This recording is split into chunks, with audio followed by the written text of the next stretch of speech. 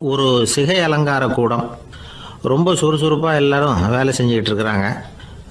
முடி வெட்டிக்க வந்திருக்கிறவங்க நிறைய பேர் எல்லாரும் வரிசையாக உட்காந்துருக்குறாங்க. அந்த சமயத்தில் திடீர்னு கதவை திறந்துக்கிட்டு ஒருத்தர் உள்ளே வர்றார். அவர் ஒரு பெரிய மனிதர். அவரும் முடி வெட்டிக்கிறதுக்காக தான் உள்ளே வந்திருக்கிறார். அவரை பார்த்த உடனே அங்கே வரிசையில் உட்காந்துருந்தவங்க எல்லாரும் எழுந்திரிச்சு அவர்கிட்ட வந்துட்டாங்க. அவரை சுற்றி நின்றுக்கிட்டாங்க. எப்படி இருக்கிறீங்க, நல்லா இருக்கீங்களா அப்படின்னு விசாரிக்க ஆரம்பிச்சிட்டாங்க. எல்லாம் முடிஞ்சதும் வந்தவர் கேட்டார், வரிசையில் கடைசியாக இருக்கிறவர் யார் அப்படின்னு கேட்டார். ஏன்னு கேட்டாங்க. நான் அதுக்கு அடுத்தபடியாக உட்காரணும், அதுக்காக தான் கேட்குறேன் அப்படின்னார். உடனே அங்கே இருந்தவங்கெல்லாம் என்ன சொன்னாங்க தெரியுமா? நீங்கள் வரிசையில் காத்திருக்கக்கூடாது, நீங்கள் அரசாங்கத்தின் தலைவர், உங்களுக்கு நேரம் முக்கியம், அதனால் நீங்கள் முன்னாடி போங்க அப்படின்னு சொன்னாங்க. ஆனால் அதை அவர் கேட்கல. தோழர்களே, உங்களுடைய கருத்துக்கு ரொம்ப நன்றி. எல்லாரும் வரிசையாக தான் வரணும், அதுதான் முறை. வரிசையில் வரணுங்கிற நடைமுறையை நானும் பின்பற்ற விரும்புகிறேன். நாம் எல்லாரும் சமமானவர்கள் அப்படின்னார். இப்படி சொல்லிவிட்டு வரிசையில் கடைசியாக இருந்த ஒரு நாற்காலியில் போய் உட்காந்துக்கிட்டார். தன் சட்டை பையில் இருந்த ஒரு செய்தித்தாளை எடுத்தார், படிக்க ஆரம்பிச்சிட்டார். ஆனால் அங்கே இருந்தவங்களால இதை பார்த்துக்கிட்டு சும்மா இருக்க முடியல. ஒருத்தர் எழுந்திரிச்சு வந்தார். ஐயா, இப்போ என்னுடைய முறை வந்திருக்குது, நான் தான் போக வேண்டிய முறை. உங்களை இங்கே காத்திருக்க வைக்கிறத விட ஒரு 5 ஆண்டுகளுக்கு கூட நான் முடி வெட்டிக்காமே இருந்துட முடியும் அப்படின்னார். அவர் மறுபடியும் சொன்னார், ஐயா, நீங்கள் வரிசை முறையை தாண்டி போக விருப்பப்படல, சரி, ஆனால் என்னுடைய முறையை மாற்றி கொடுக்கறதுக்கு எனக்கு முழு உரிமை இருக்குது. இதுக்கு பதிலாக உங்களுடைய கடைசி இடத்த நான் எடுத்துக்கிறேன், இதை நீங்கள் மறுக்க முடியாதுன்னார். அங்கே இருந்த மற்றவங்களும் இதை ஒரு மனசாக வற்புறுத்த ஆரம்பிச்சிட்டாங்க. அந்த பெரிய மனிதர் பார்த்தார், சரின்னு கடைசியாக ஒத்துக்கிட்டார். அவர் யார் தெரியுமா? அவர் தான் மாவீரர் லெனின். ரஷ்யாவில் கிரெம்ளின் சிகை அலங்கார கூடத்தில் தான் இது நடந்தது. எல்லாரும் இந்நாட்டு மன்னர்கள்னு வாயளவில் பேசுகிறதுல என்ன பிரயோஜனம்? நாம் எல்லாரும் சமங்கிறத நடைமுறையில் கடைபிடிச்சி காட்டினவங்க கொஞ்சம் பேர் தான். அவங்களில் ஒருத்தர் தான் லெனின். வரிசையில் நின்று வர்றதுங்கிறது ஒரு சிறந்த பண்பு, உயர்ந்த பண்பு. இன்றைக்கி பல இடங்களில் அது நமக்கு தேவைப்படுது. ஒரு ரேஷன் கடைவாசல், கடை திறக்கிறதுக்கு முன்னாடியே எல்லாரும் வரிசையில் நின்றுட்டாங்க. கடைசியாக வந்த ஒருத்தர் க்யூவில் முன்னாடி போகிறதுக்கு முயற்சி பண்ணுறார். ஏற்கனவே நின்றுட்டு இருக்கிறவங்க அவரை முன்னாடி போகிறதுக்கு விட மாட்டேங்கிறாங்க. கடைசியாக போய் நில்லையா அப்படின்னு எல்லாரும் கத்துறாங்க. அது அவர் காதில் வாங்கலை. முண்டி அடிச்சுக்கிட்டு முன்னாடி போகிறதுக்கே முயற்சி பண்ணிகிட்டு இருக்கிறார். எல்லாரும் சேர்ந்து அவரை வலுக்கட்டாயமாக இழுத்து கொண்டாந்து பின்னாடி கொண்டு போய் நிறுத்திவிட்டாங்க. நிறுத்திவிட்டு சொன்னாங்க, இதை பாருப்பா, நாங்கள் இருக்கிற வரைக்கும் நீங்கள் முன்னாடி போய் எதையும் வாங்க முடியாது, தெரிஞ்சுக்கோ அப்படின்னாங்க. இப்போ அந்த ஆள் சொன்னாராம், நான் இங்கே பின்னாடி நிற்கிற வரைக்கும் நீங்களும் எதுவும் வாங்க முடியாது அப்படின்னாராம். ஏன்னு கேட்டிருக்கிறாங்க. நான் தான் அந்த கடையை திறக்க வேண்டிய ஆள் அப்படின்னா. ஒரு ஊரில் ஒரு மன்னன் இருந்தான், கொடுங்கோல் மன்னன். நிறைய தொந்தரவு பண்ணிக்கிட்டு இருந்தான். அவன் ஒரு தடவை என்ன பண்ணான் தெரியுமா? ஒரு தப்பும் பண்ணாத ஒரு இளைஞனை பிடிச்சி ஜெயிலில் அடைச்சுட்டான். அந்த பையனோட சொந்தக்காரங்கள்லாம் ராஜா கிட்ட போனாங்க. அவன் ஒரு தவறும் பண்ணலை, அவனை விடுதலை பண்ணுங்க அப்படின்னு கெஞ்சி கேட்டுக்கிட்டாங்க. மன்னன் யோசனை பண்ணான். அந்த இளைஞனை கூப்பிட்டுக்கிட்டு வர சொன்னான். அவனை கொண்டாந்து ராஜா முன்னாடி நிறுத்தினாங்க. இதை பாருப்பா, உன்னை நான் விடுதலை பண்ணுவேன், ஆனால் ஒரு கண்டிஷன். அந்த நிபந்தனையை நீ நிறைவேற்றினா உனக்கு விடுதலை அப்படின்னா மன்னன். சரின்னு ஒத்துக்கிட்டான் பையன். மன்னன் கண்டிஷன் என்னங்கிறத சொன்னான். உங்ககிட்ட ஒரு செம்மறி ஆட்டை கொடுக்க போகிறேன், 1 மாதத்துக்கு அதுக்கு தேவையான தீனியையும் கொடுக்க போகிறேன். 1 மாதம் கழித்து அந்த ஆட்டை எடை போட்டு பார்ப்பேன். அந்த ஆட்டின் எடை கொஞ்சம் கூட கூடி இருக்கக்கூடாது. எடை கூடி இருந்தால் உனக்கு விடுதலை கிடையாது. என்ன சொல்கிற அப்படின்னா. பையனுக்கு ஒன்றும் புரியல, பயமாக போட்டுது. குழம்பிக்கிட்டே நின்றுக்கிட்டு இருக்கிறான். சரி, ஒரு நாள் டைம் தரேன், நல்லா யோசனை பண்ணி பார்த்துட்டு நாளைக்கு உன் முடிவை சொல்லு அப்படின்னா மன்னன்.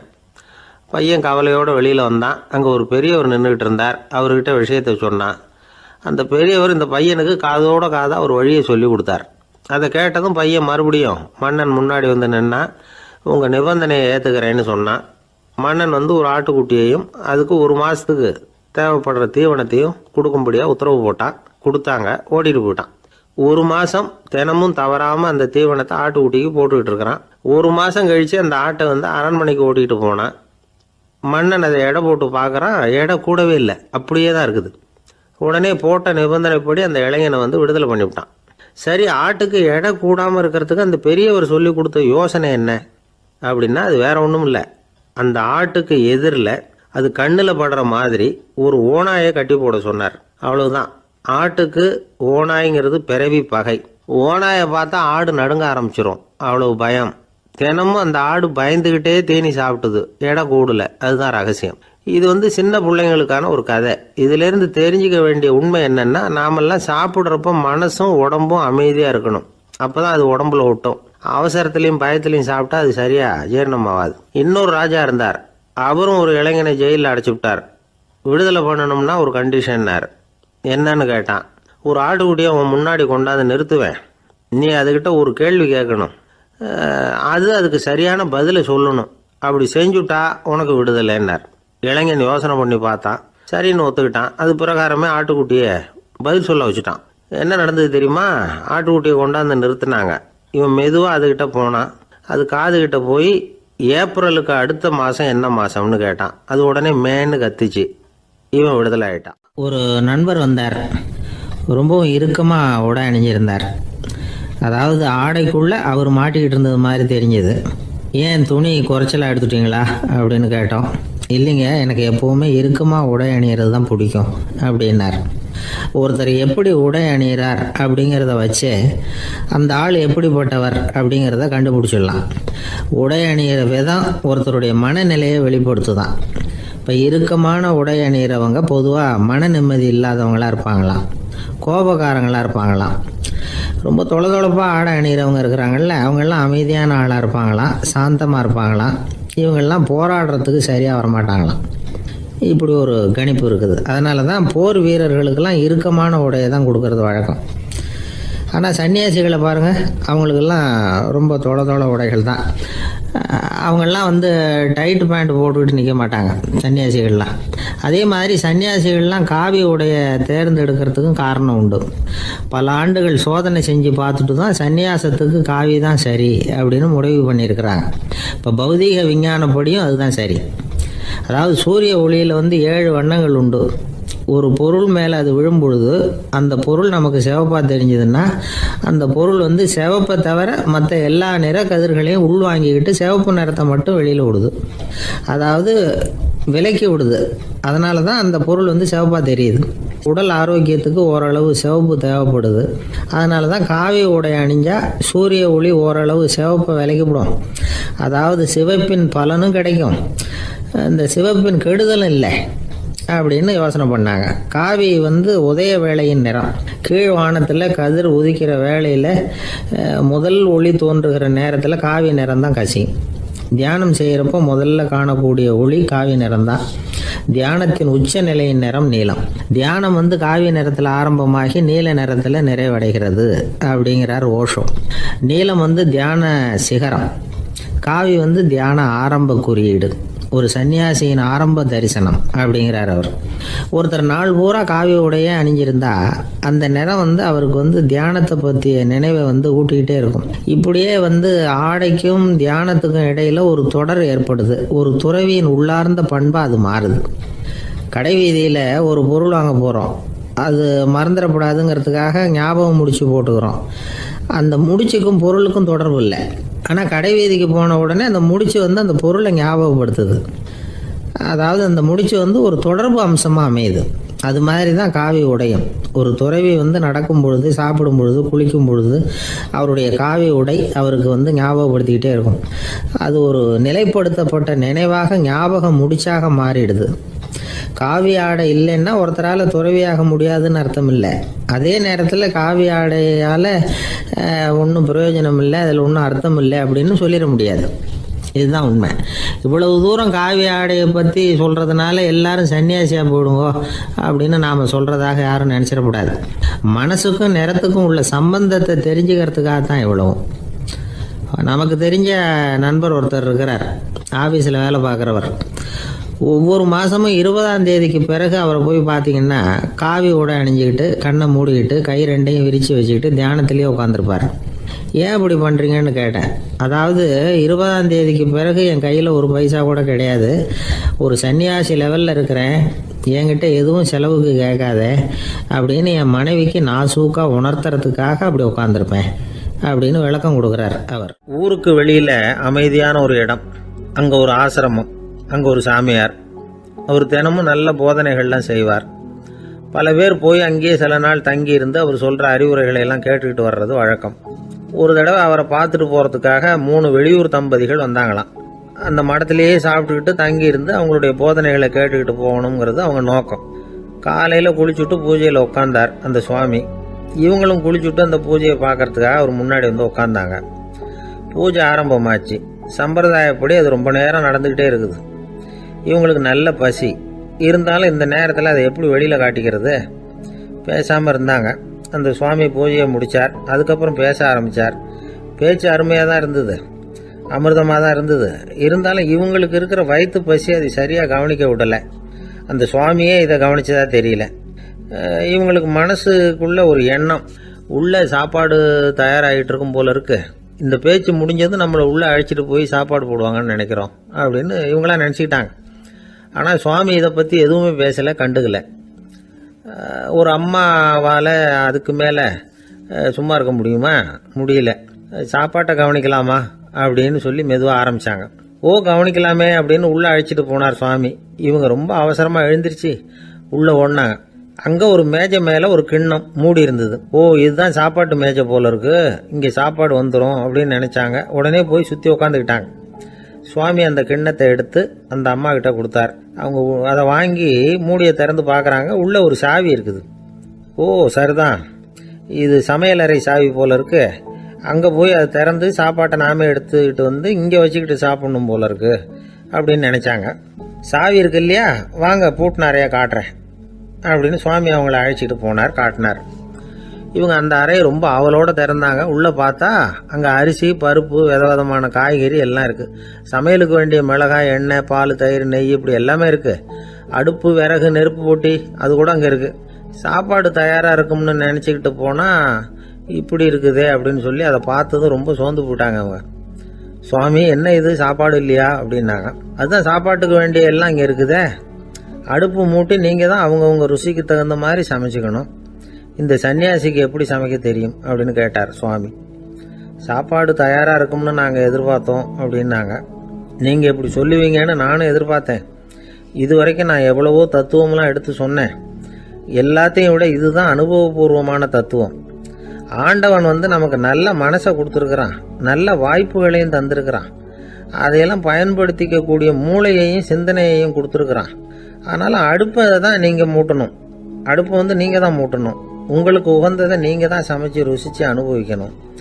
ஆண்டவனே அதை செஞ்சிகிட்டு இருக்க மாட்டான் அப்படின்னாராம் அந்த சுவாமி. நம்முடைய வாழ்க்கையில் பல நல்ல பலன்களை பெறறதுக்கு நாம் தான் முயற்சி பண்ணணும். அதுக்குரிய சூழ்நிலையை தான் ஆண்டவன் கொடுப்பானே தவிர அதை விளக்கறதுக்காக தான் அந்த சுவாமி அப்படி செஞ்சு காட்டியிருக்கிறார். இது ஒரு பெரியவர் இப்படி ஒரு விளக்கம் கொடுத்தார். அதுக்கப்புறம் அந்த 3 தம்பதிகளும் தெளிவடைஞ்சுட்டாங்களாம். நாம் தெளிவடைகிறது எப்போங்கிறது தான் தெரியல அப்படின்னு பல பேர் இதை கேட்டுட்டு சொல்லிட்டு இருக்கிறாங்க. இந்த கதையை நம்முடைய நண்பர் ஒருத்தர்கிட்ட சொன்னேன். அந்த நண்பர் ரொம்ப சந்தோஷப்பட்டார். நீங்கள் சொல்கிறது கரெக்டு சார், ஆனால் நான் அதை விட ஒரு படி மேலே சார். எனக்கெல்லாம் அரிசி, பருப்பு இருக்கிற ரூம் எதுன்னு கையை காட்டிட்டா போதும். உடனே கிண்ணத்துலேருந்து சாவியை எடுத்து கொடுக்கணுங்கிற அவசியம்லாம் இல்லை எனக்கு. அப்புறம் எப்படி ரூமை திறந்துருவீங்க அப்படின்னு கேட்டேன். பூட்டை உடைச்சி திறந்துருவேன், அதுதான் எனக்கு பழக்கம் அப்படிங்கிறார். வாழ்க்கையில் வெற்றி பெற என்ன வழி? இது ஒரு முக்கியமான கேள்வி. இதுக்கு எல்லாரும் பொதுவாக சொல்கிற ஒரு பதில், உழைச்சா வெற்றி பெறலாம் அப்படிங்கிறது தான். வாழ்க்கையில் வெற்றி பெற உழைப்பு மட்டும் இருந்தால் போதாது, நேர்மையும் வேணும் அப்படிங்கிறார் பால் ஹாஃப்மேன். இவர் யார் தெரியுமா? இவர் ஒரு பெரிய பொருளாதார நிபுணர். 2வது உலகப் போர் முடிஞ்ச சமயம் அப்போ இவர் அமெரிக்காவின் நிதி ஆலோசகராக இருந்தார். தன்னுடைய வாழ்க்கையில் நடந்த பழைய நிகழ்ச்சி ஒன்று அவர் சொன்னார். இளம் வயசில் படித்து முடித்ததும் அவர் வேலை தேடிக்கிட்டு இருந்தாராம். அப்போது ஒரு கால்நடை வைத்தியர்கிட்ட போய் வேலை கேட்டிருக்கார். இவர் அங்கே போன சமயத்தில் அந்த டாக்டர் தன்னுடைய பழைய கார் ஒன்றை விற்பனை செய்யறதுக்காக வேற ஒருத்தர்கிட்ட பேரம் பேசிக்கிட்டு இருந்தார். வாங்க வந்தவர் இவர்கிட்ட அந்த காரை பற்றின விவரம்லாம் கேட்டுக்கிட்டு இருந்தார். கார் நல்ல நிலைமையில் இருக்குமா அப்படிங்கிற கவலை அவருக்கு. எல்லா விவரங்களையும் கேட்டுக்கிட்டு அவர் கடைசியாக சொன்னார், டாக்டர், இந்த காரை நீங்களே என்னுடைய ஊருக்கு ஓட்டிகிட்டு வர வேண்டியது. கார் எந்த ரிப்பேரும் ஆகாமல் என்னுடைய ஊருக்கு சேர்ந்துட்டுதுன்னா அங்கேயே நான் பணம் கொடுத்து இந்த காரை வாங்கிக்கிறேன் அப்படின்னார். நம்ம கார் அவ்வளோ தூரத்துக்கு வழியில் எந்த கோளாறும் இல்லாமல் போய் சேருமா அப்படிங்கிற சந்தேகம் டாக்டருக்கு. அவர் என்ன செஞ்சார் தெரியுமா? தன்கிட்ட வேலை கேட்டு வந்திருந்த இளைஞர் பால் ஹாஃப்மேனை கூப்பிட்டார். அவர்கிட்ட சொன்னார், இதை பாருப்பா, இந்த காரை நீ அவருடைய ஊர் வரைக்கும் நல்லபடியாக ஓட்டிகிட்டு போய் சேர்த்துட்டுன்னா உனக்கு நான் வேலை கொடுத்து விட்றேன். அது மட்டும் இல்லை, காரு விற்கிற தொகையில் கமிஷனும் கொடுக்குறேன், என்ன சம்மதமா அப்படின்னு கேட்டார். ஹாஃப்மேன் யோசனை பண்ணார். அதுக்கப்புறம் சரின்னு சொல்லி சம்மதிச்சார். கொஞ்ச நேரத்தில் அவரும் கார் வாங்க வந்தவரும் புறப்பட்டாங்க. இவர் ரொம்ப சிரமப்பட்டு வழியில் எங்கேயும் நிறுத்தாமல் காரை ரொம்ப சாமர்த்தியமாக ஓட்டிகிட்டு போய் சேர்த்துட்டார். இவரை அழைச்சிக்கிட்டு வீட்டுக்குள்ளே போனார். அப்புறம் கேட்டார், இதை பாருப்பா, இப்போ சொல்லு, இந்த காரோட நிலைமை இப்போ எப்படி இருக்குது? உண்மையிலேயே இது நல்ல நிலைமையில் இருக்குதா? உன்னுடைய மனசாட்சிப்படி பதில் சொல் அப்படின்னார். இவரும் உடனே காரு நல்ல நிலைமையில தான் இருக்குது அப்படின்னு சொல்கிறதுக்கு வாயை திறந்தார். அதுக்குள்ளே பார்வை எதிரில் உள்ள சுவர் மேலே பட்டுது. அங்கே இயேசுநாதர் படம் ஒன்று மாட்டியிருந்தாங்க. அதுக்கு அடியில் எழுதியிருந்த வாசகம் என்னன்னா, நீ பேசும் ஒவ்வொரு வார்த்தையையும் இயேசு கவனித்து கொண்டிருக்கிறார் அப்படின்னு இருந்தது. அந்த வரிகளை பார்த்தார். உடனே காரு சரியில்லை அப்படிங்கிற உண்மையை சொல்லிவிட்டார். இவர் இப்படி சொன்னதும் இவரை ரொம்ப ஆச்சரியமாக பார்த்தார். இவர்கிட்ட இருந்த நேர்மை அவரை சிந்திக்க வச்சுது. உன்னுடைய நேர்மையை பாராட்டுறேன், உனக்கு கமிஷன் கிடைக்கணுங்கிறதுக்காகவே நான் இந்த காரை வாங்கிக்கிறேன்னார். இப்போ அவர் திகைச்சு போய் நின்னார். மறுபடியும் அவர் சொன்னார், நீ காரை ஓட்டிகிட்டு வரும்பொழுதே உன்னுடைய திறமையை பார்த்தேன், உனக்கு விருப்பம் இருந்தால் நீ என்கிட்டயே வேலைக்கு சேர்ந்துடலாம் அப்படின்னார். பால் ஹாஃப்மேன் அவர்கிட்ட வேலைக்கு சேர்ந்தார். படிப்படியாக முன்னேறினார். கடைசியில் பார்த்தீங்கன்னா அமெரிக்காவினுடைய நிதி ஆலோசகராக ஆனார். அதுக்கப்புறம் அவர் அந்த பழைய சம்பவத்தை எப்பவும் மறக்கறதில்ல, அடிக்கடி சொல்கிறது உண்டு. அதனால் இதிலேருந்து நாம் தெரிஞ்ச வேண்டியது என்னென்னா, வாழ்க்கையில் முன்னுக்கு வரணும்னா உழைப்பு மட்டும் போதாது, நேர்மையும் வேணும். ஆனால் இந்த காலத்தில் சிலருடைய நேர்மை நமக்கு ஆச்சரியமாக கூட இருக்கும். ஒருத்தர் புஸ்தக கடை வச்சுருந்தார். ரொம்ப நேரமாக தேடி ஒரு புத்தகத்தை கையில் எடுத்தார். அதுக்கு பில் போட சொன்னார். அந்த புத்தக கடைக்கு வந்த இன்னொருத்தர் பில் போடுறவர், சார் இந்த புத்தகம் மகா அறுவை, மகா மட்டம், இது வேணாம் உங்களுக்கு, வேற ஏதாவது ஒன்று பாருங்கன்னார். புத்தக கடை வச்சிருக்கிறவரே இப்படி சொன்னார். வாங்க வந்தவர் இவரை ஆச்சரியமாக பார்த்தார். உங்கள் நேர்மையை பாராட்டுறேன், அது சரி, இந்த புத்தகத்தை ஏற்கனவே நீங்கள் படித்து பார்த்துட்டீங்களான்னு கேட்டார். அதை படித்து வேறு பார்க்கணுமான்னார். அப்புறம் எப்படி இது மகாமட்டம்னு சொல்கிறீங்க அப்படின்னார். அதை எழுதினவனே நான் தான் சார் அப்படின்னார் அவர். இது ஒரு விதமான நேர்மை, நேர்மையை ஒத்துக்கிறது. எப்படி இருந்தாலும் வாழ்க்கையில் உழைப்பும் நேர்மையும் உயர்வதற்கு வழிகள், உழைப்பை விட நேர்மை முக்கியம் அப்படிங்கிறத புரிந்து கொண்டால் வாழ்க்கையில் வெற்றி நிச்சயம். எல்லாமே நாற்காலிக்கு ஆசைப்படாதவர்கள் அப்படின்னு சொல்லிட முடியாது.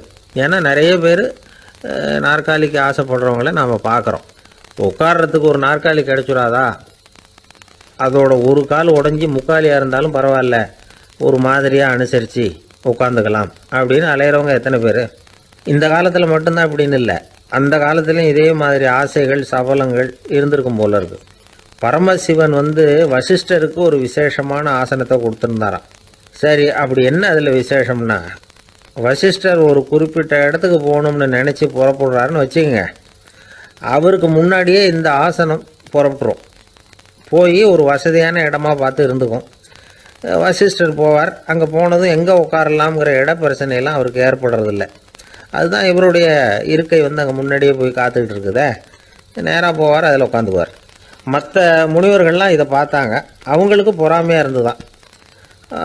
எல்லாரும் ஒரு இடத்துல கூடி இதை பற்றி பேசியிருக்கிறாங்க. என்ன இது, நாமளும் அவரை மாதிரி தானே இருக்கிறோம், இருந்தாலும் நமக்கும் அது மாதிரி ஒரு ஆசனம் கிடைக்கலையே அப்படின்னு யோசனை பண்ணியிருக்காங்க.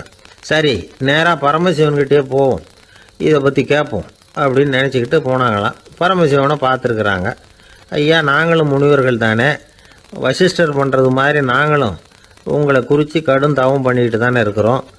அப்படி இருக்கும்பொழுது அவருக்கு மட்டும் ஏன் இந்த விசேஷ சலுகை அப்படின்னு கேட்டிருக்காங்க. அதுக்கு பரமசிவன் சொன்னாராம், முனிவர்களே, உங்கள் கேள்விக்கு நான் பதில் சொல்கிறேன், ஆனால் அதுக்கு முன்னாடி நீங்கள் ஒரு காரியம் பண்ணணும்னாராம். என்ன செய்யணும் சொல்லுங்கன்றிருக்காங்க. நீங்கள் ஒவ்வொருத்தரும் தனித்தனியாக போய் உங்களை விட உயர்ந்த ஒருத்தரை தேடி கண்டுபிடிச்சி அவருக்கு அதிதி பூஜை பண்ணி அவரை ஒரு மண்டலத்துக்குள்ளே என்கிட்ட அழைச்சிட்டு வந்துருங்க அப்படின்னாராம். சரின்னு எல்லாரும் புறப்பட்டுருக்காங்க. அவங்க போனதுக்கப்புறம் நந்தி தேவனை அழைச்சி வசிஷ்டரை கூப்பிட்டுக்கிட்டு வர சொன்னாராம். அவர் வந்தார். வணங்கினார். வசிஷ்டரே, இன்னையிலேருந்து ஒரு மண்டலத்துக்குள்ளே உங்களை விட தாழ்ந்தவர் ஒருத்தரை தேடி கண்டுபிடிச்சி அவருக்கு அதிதி பூஜை பண்ணி அவரை என்கிட்ட கூப்பிட்டுட்டு வாங்கன்னு விட்டார். சரின்னு இவரும் புறப்பட்டு போயிட்டார். கொஞ்ச நாள் ஆச்சு. முனிவர்கள்லாம் திரும்பி வந்தாங்க.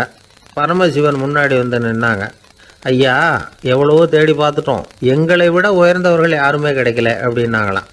வசிஷ்டரும் வந்து சேர்ந்தார். ஐயா, எவ்வளவோ தேடி பார்த்தேன், என்னை விட தாழ்ந்தவர் யாருமே கிடைக்கல அப்படின்னாராம்.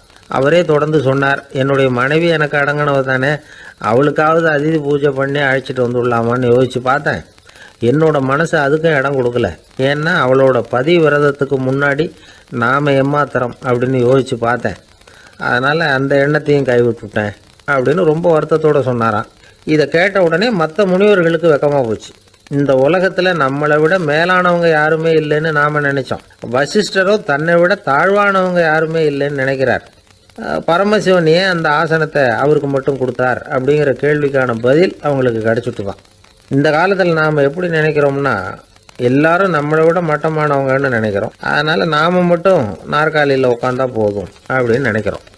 ஏமாந்து போனவங்க சந்தர்ப்பம் பார்த்து காலை வாரி விட்டுடுறாங்க, கீழே விழுந்து காலை உடச்சிக்கிறோம். அதுதான் இன்றைக்கி நடக்கிறது. ஒரு அம்மா தன்னோட வீட்டுக்காரரை ஒரு மனோதத்துவ டாக்டர்கிட்ட அழைச்சிட்டு போனாங்களாம். என்ன ப்ராப்ளம்னு கேட்டிருக்கார் டாக்டர். எங்கள் வீட்டுக்காரர் அடிக்கடி நாற்காலியில் உட்காந்து காலை உடச்சிக்கிறார் அப்படின்னாங்களாம். அப்படின்னா அந்த நாற்காலியில் தான் ஏதோ கோளாறு அப்படின்னாரான் டாக்டர். அப்படி இருக்க முடியாது டாக்டர் அப்படின்னாங்களாம் அந்த அம்மா. அது எப்படி அவ்வளோ உறுதியாக சொல்கிறீங்கன்னு கேட்டிருக்கார் அந்த டாக்டர். எங்கள் வீட்டில் நாற்காலியே கிடையாது டாக்டர், இவர் இருக்கிறதா நினச்சிக்கிட்டு உட்கார்றார், அதுதான் ப்ராப்ளம். அளவுக்கு மிஞ்சினால் அமிர்தமும் நஞ்சு அப்படின்னு சொல்லுவாங்க. அது உண்மைதான். ஒருத்தருக்கு அளவுக்கு மீறிய புகழ் வந்துட்டுதுன்னு வச்சுங்க, அது கூட ஆபத்தாக போயிடுறது உண்டு. பழங்காலத்துல எல்லாம் கிரேக்க தேசத்தில் ஒரு பழக்கம் உண்டாம். அதாவது யாராவது ஒருத்தரை நாடு கடத்தணும்னா அதுக்கு ஒரு வழி உண்டு. அதாவது ஒருத்தரை நாடு கடத்தணும்னு மக்கள் விரும்புகிறாங்கன்னு வச்சுங்களேன், அவர் பேரை ஒரு மண்பாண்ட ஓட்டு சில்லில் எழுதி அதை ஒரு குறிப்பிட்ட பொது இடத்துல போட்டுற வேண்டியது, அவ்வளவுதான். இது மாதிரி பல பேர் போட்டுக்கிட்டே இருப்பாங்க, எல்லாம் அப்படியே குவிஞ்சு போயிடும். அந்த ஓட்டாஞ்சில்லு குவியலில் யாருடைய பேர் அதிகமாக இருக்குதோ அந்த நபரை ஒரு 10 ஆண்டுகள் நாடு கடத்தி விடுவாங்க. இது அந்த ஊர் வழக்கமாக. ஒரு நாள் அந்த குவியலுக்கு பக்கத்தில் ஒரு ஆள் நின்றுக்கிட்டு இருக்கிறான். அவன் கையில் ஒரு ஓட்டாஞ்சில்லு வச்சிருக்கிறான். அதில் யாரோட பேரையோ எழுதணும், எழுதி அந்த இடத்துல போடணுங்கிறது அவன் ஆசை. ஆனால் அவன் படிக்காதவன், அதனால் எழுத தெரியல. யாராவது அந்த வழியாக வர்றாங்களான்னு பார்த்துக்கிட்டே நின்றுக்கிட்டு இருந்தான். ஒரு பெரியவர் வந்துக்கிட்டு இருந்தார். அவர்கிட்ட ஓடினான். கையில் இருந்த மண்பாண்ட சில்லை கொடுத்தான். ஐயா, இதில் ஒரு பேர் எழுதி கொடுங்களேன்னா அந்த பெரியவர் அதை வாங்கி கையில் வச்சுக்கிட்டு, என்ன பேர் எழுதணும் சொல்லு அப்படின்னா. இவன் சொன்னான், அரிஸ்டைடிஸ் அப்படின்னு எழுதுங்க அப்படின்னா. இதை கேட்டதும் அந்த பெரியவருக்கு அதிர்ச்சி. ஏன்னா அவர் தான் அரிஸ்டைடிஸ், தத்துவ மேதை அரிஸ்டைடிஸ் அவர். இருந்தாலும் நான் தான் அதுங்கிறத காட்டிக்காம அந்த ஆளுகிட்ட கேட்டார். அது சரிப்பா, அரிஸ்டைடிஸ்ங்கிற பேரை எழுத சொல்ற, அவர் உனக்கு என்ன கெடுதல் பண்ணார், அவர் பேரை இதில் எழுத சொல்றியே அப்படின்னு கேட்டிருக்கார். அதுக்கு இவன் சொன்னானா, அவர் எனக்கு எந்த கெடுதலும் பண்ணல, அவரை நான் பார்த்தது கூட இல்லை அப்படின்னு இருக்கான். அப்புறம் எதுக்காக அவரை நாடு கடத்தணும்னு நீ ஆசைப்படுற அப்படின்னு கேட்டிருக்கார். இப்போ அந்த ஆள் சொல்கிறான், அரிஸ்டைடஸை பற்றி எல்லாரும் பேசுகிறாங்க, அவர் ரொம்ப நல்லவர், அவர் ஒரு பெரிய அறிவாளிங்கிறாங்க, அவர் ஒரு பெரிய வள்ளல், பேரறிஞர், இப்படி எல்லாரும் சொல்கிறத கேட்டு கேட்டு எனக்கு ரொம்ப அழுத்து போயிட்டுது, அதனால தான் வெறுப்பாயிட்டேன் அப்படின்னு நானும். இதிலேருந்து என்ன தெரியுது, நாம் நல்லவனாக இருக்கிறதுல ஒன்றும் இடைஞ்சல் இல்லை. ஆனால் நம்மளை நல்லவன் நல்லவன் எல்லாரும் சொல்ல ஆரம்பிச்சிட்டாங்கன்னு வச்சுக்கோங்க, அப்போ இடைஞ்சல் ஆரம்பம்னு அர்த்தம். எதுவுமே அளவுக்கு மிஞ்சி போகாமல் பார்த்துக்க வேண்டியது ரொம்ப அவசியம். அளவுக்கு அதிகமாக ஆசைப்படாதவங்களில் ஆப்ரஹாம் லிங்கனும் ஒருத்தரான்.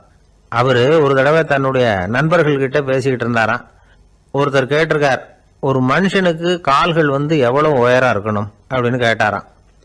இதுக்கு ஆப்ரஹாம் லிங்கன் சொன்னாராம், அது என்ன, இடுப்புலேருந்து தரையை தொடுற அளவுக்கு உயரம் இருந்தால் போதும் அப்படின்னாராம். என்னுடைய நண்பர் ஒருத்தர், அவருக்கு ஜாதகத்தில் நம்பிக்கை உண்டு, அவரே ஜோசியம்லாம் பார்ப்பார். என்ன சார் இந்த காலத்தில் இதையெல்லாம் நம்பிக்கிட்டு இருக்கீங்களே அப்படின்னு கேட்டால், உங்களுக்கு ஒன்றும் தெரியாது சார், இந்த உலகத்தில் ஒவ்வொருத்தரும் அவங்கவங்க செய்கிற நல்லது கெட்டதுக்கு தகுந்த பலனை அனுபவிச்சே தீரணும் பார். அது மட்டும் இல்லை, ஒருத்தர் செத்துட்டா கூட அவன் செஞ்ச பாவ புண்ணியங்கள் கூடவே போய்கிட்டு இருக்கும் பார். அது எப்படி கூட போவோம் அப்படின்னு குதர்க்கமாக கேட்டால் அதுக்கு அவர் ஒரு கதை சொன்னார். அது ரொம்ப சுவாரஸ்யமாக இருந்தது. அது என்ன கதைன்னா, ஒரு ஊரில் ஒருத்தர் இருந்தாராம். அவர் ஜோசியம் பார்க்குறதுல ரொம்ப கெட்டிக்காரரான். ஒருத்தருடைய தலைமுடியை மட்டும் அவர்கிட்ட காட்டினா போதும், அதை மட்டும் பார்த்துட்டு அவருடைய ஜாதகத்தையே அலசி விடுவாராம்.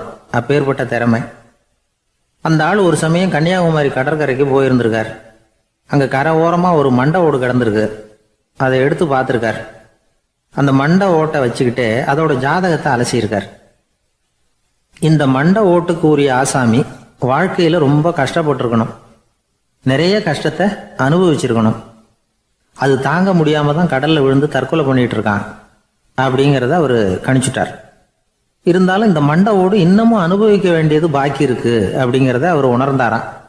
அது சரி, ஒருத்தன் உயிரோடு இருக்கிற வரைக்கும் நல்லது கெட்டதை அனுபவிக்க முடியும், செத்ததுக்கு அப்புறமும் பாக்கி இருக்குன்னா அதை எப்படி அனுபவிக்கிறது?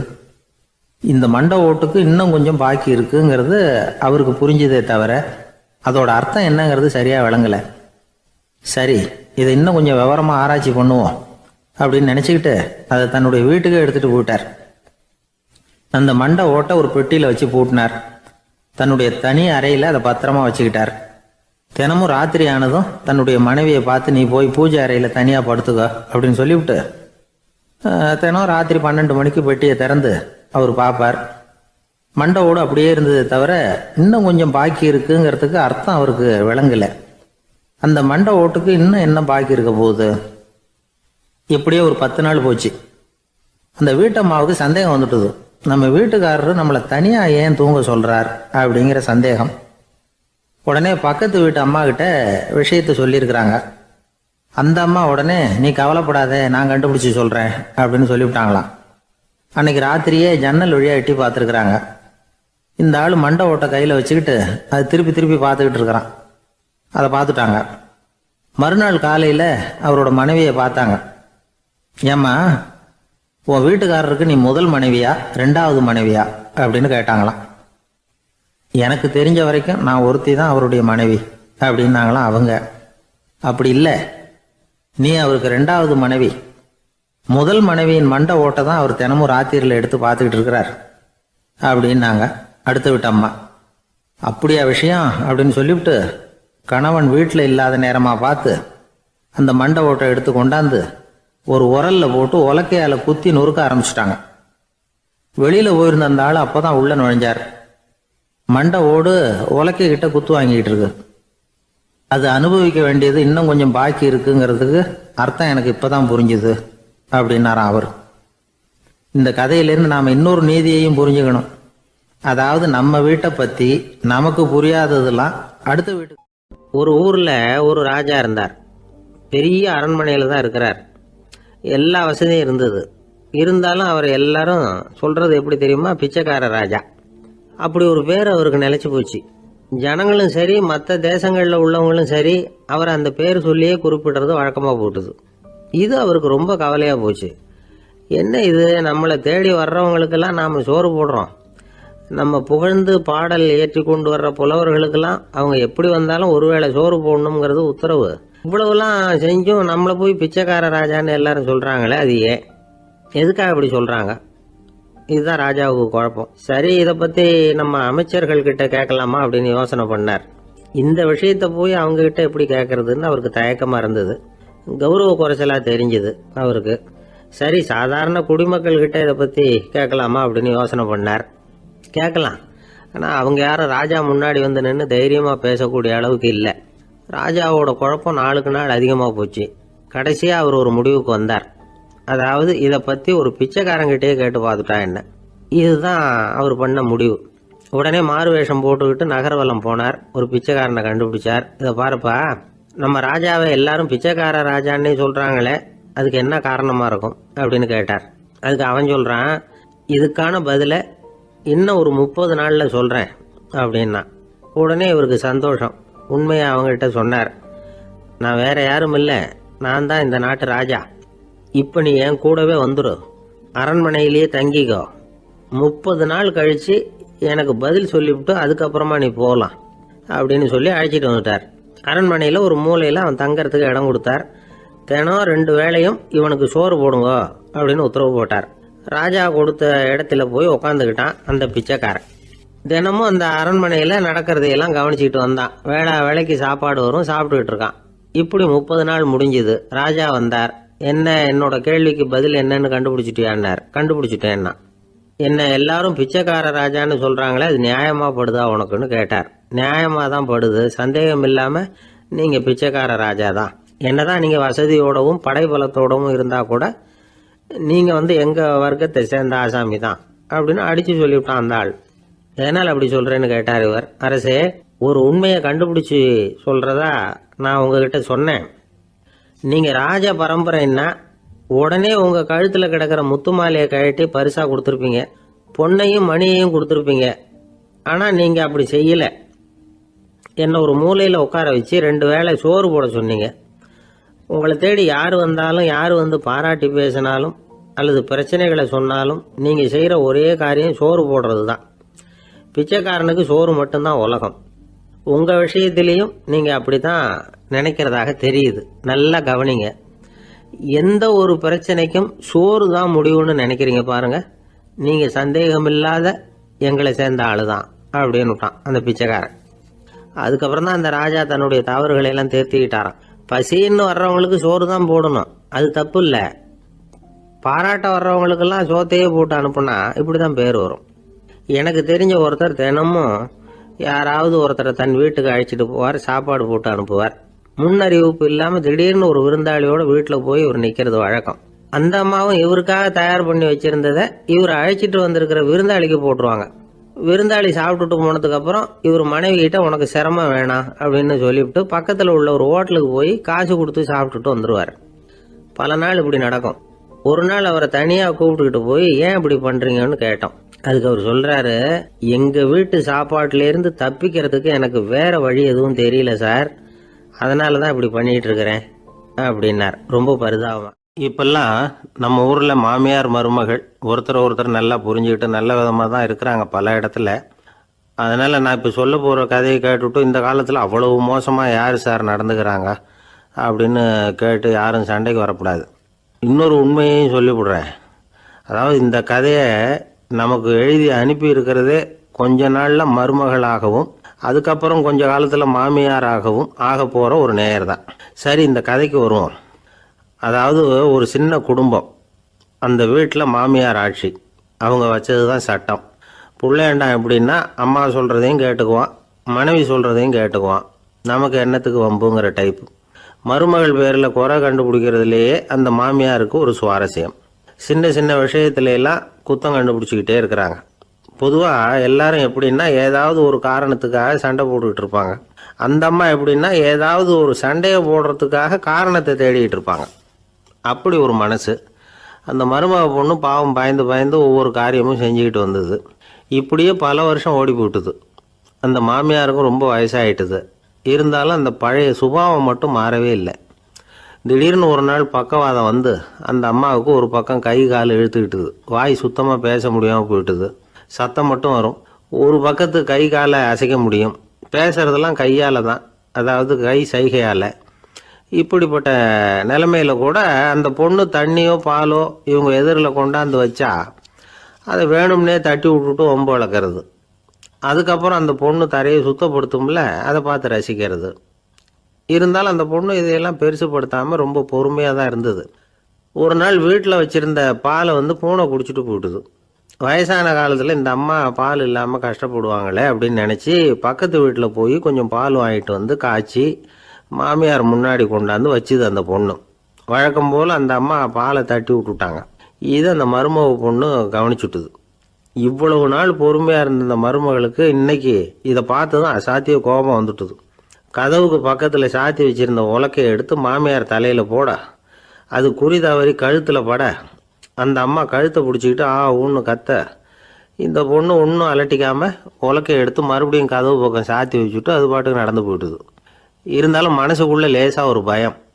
கணவன் வீட்டுக்கு வந்ததும் என்ன விஷயம்னு கேட்டால் எப்படி சமாளிக்கிறது. அன்னைக்குன்னு பார்த்து ரொம்ப நேரம் கழித்து வீடு சேர்ந்தான் கணவன். உடனே அந்த அம்மா புகார் பண்ண ஆரம்பிச்சுட்டுது. பேச்சு தான் வராத. அதனால் ஒரு பக்கத்து கையால் சைகை காட்டுது. கதவுக்கு பக்கத்தில் இருந்த உலக்க பக்கமாக கையை நீட்டி காட்டி அப்படியே அந்த கையை தன் கழுத்துக்கு பின்பக்கமாக சுற்றி காட்டி நாக்கை வெளியில் நீட்டி நடந்த விஷயத்தை புரிய வைக்கிறதுக்கு முயற்சி பண்ணுது. இவனுக்கு ஒன்றும் புரியல. என்ன சொல்கிறாங்க அம்மா அப்படின்னு மனைவிகிட்ட கேட்குறான். அதுக்கு அந்த பொண்ணு ரொம்ப புத்திசாலித்தனமா, என்னங்க உங்கள் அம்மா சொல்கிறது உங்களுக்கு இன்னும் புரியலையா?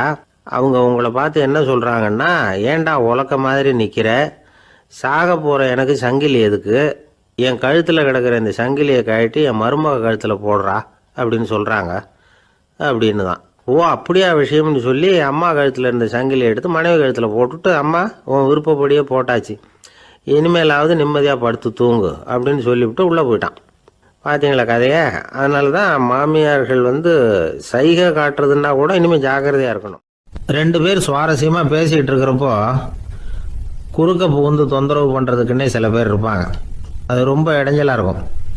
இதே மாதிரி மின்காந்தம் கூட குறுக்க புகுந்து தொந்தரவு பண்ணும். கடைசியில் அது ஒரு பெரிய இடைஞ்சலில் கொண்டாந்து விட்டுரும். சில வீடுகளில் கேபிள் கனெக்ஷன் இல்லாமல் சில தனியார் டிவி காட்சிகள் தெரியும். அதுக்கு என்ன காரணம்னா இந்த மின்காந்த குறுக்கீடு தான் காரணம். இதைத்தான் சுருக்கமாக இஎம்ஐ அப்படின்னு சொல்கிறாங்க. அதாவது எலக்ட்ரோ மேக்னெட்டிக் இன்டர்ஃபியரன்ஸ். இது ஏற்படக்கூடிய இடங்கள் எது எதுன்னு எடுத்துக்கிட்டால் அது ஒரு பெரிய பட்டியலாகவே போயிடும். இந்த இஎம்ஐ தொந்தரவு கேபிள் டிவியில் மட்டும்தான் இல்லை, ராக்கெட் ஏவுதளத்தில் உள்ள ரேடார்கள், அங்கே உள்ள சில சக்தி வாய்ந்த தொலைத்தொடர்பு சாதனங்கள், விமான தளங்களில் உள்ள ரேடார்கள், கப்பல் தளங்களில் பொருத்தப்பட்டிருக்கக்கூடிய சக்தி வாய்ந்த ஆண்டனாக்கள், இப்படி நிறைய சொல்லலாம். காவல் நிலையங்களில் பயன்படுத்தப்படுகிற வயர்லெஸ் தொடர்பு சாதனங்கள் கூட ஓரளவுக்கு இந்த மின்காந்த அலைகளை வெளியிடும். நம்ம வீட்டில் உட்காந்துக்கிட்டு ரேடியோ கேட்டுக்கிட்டு இருப்போம் அல்லது டிவி பார்த்துக்கிட்டு இருப்போம். அந்த சமயத்தில் பக்கத்து தெருவில் ஒரு மோட்டார் சைக்கிள் அல்லது காரு, குறிப்பாக பெட்ரோல் இன்ஜின், அது போகிறப்போ அதில் உள்ள மின்கலத்தில் அதாவது மேக்னெட்டோ பேட்டரியிலிருந்து வெளிப்படுகிற மின்காந்த அலை இங்கே டிவியிலையும் ரேடியோவிலையும் கரகரப்பு உண்டு பண்ணும். சரி, இது பெருசாக என்ன இடைஞ்சலை உண்டு பண்ணிட போகுது அப்படின்னு நாம் அலட்சியமாக நினைக்கலாம். வயசானவங்களுக்கு மறதி நோயின்னு ஒன்று வரும்ல, அல்ஷமீர், அதாவது மூளையில் உள்ள செல்கள் செயலிழந்து போயிடுறது.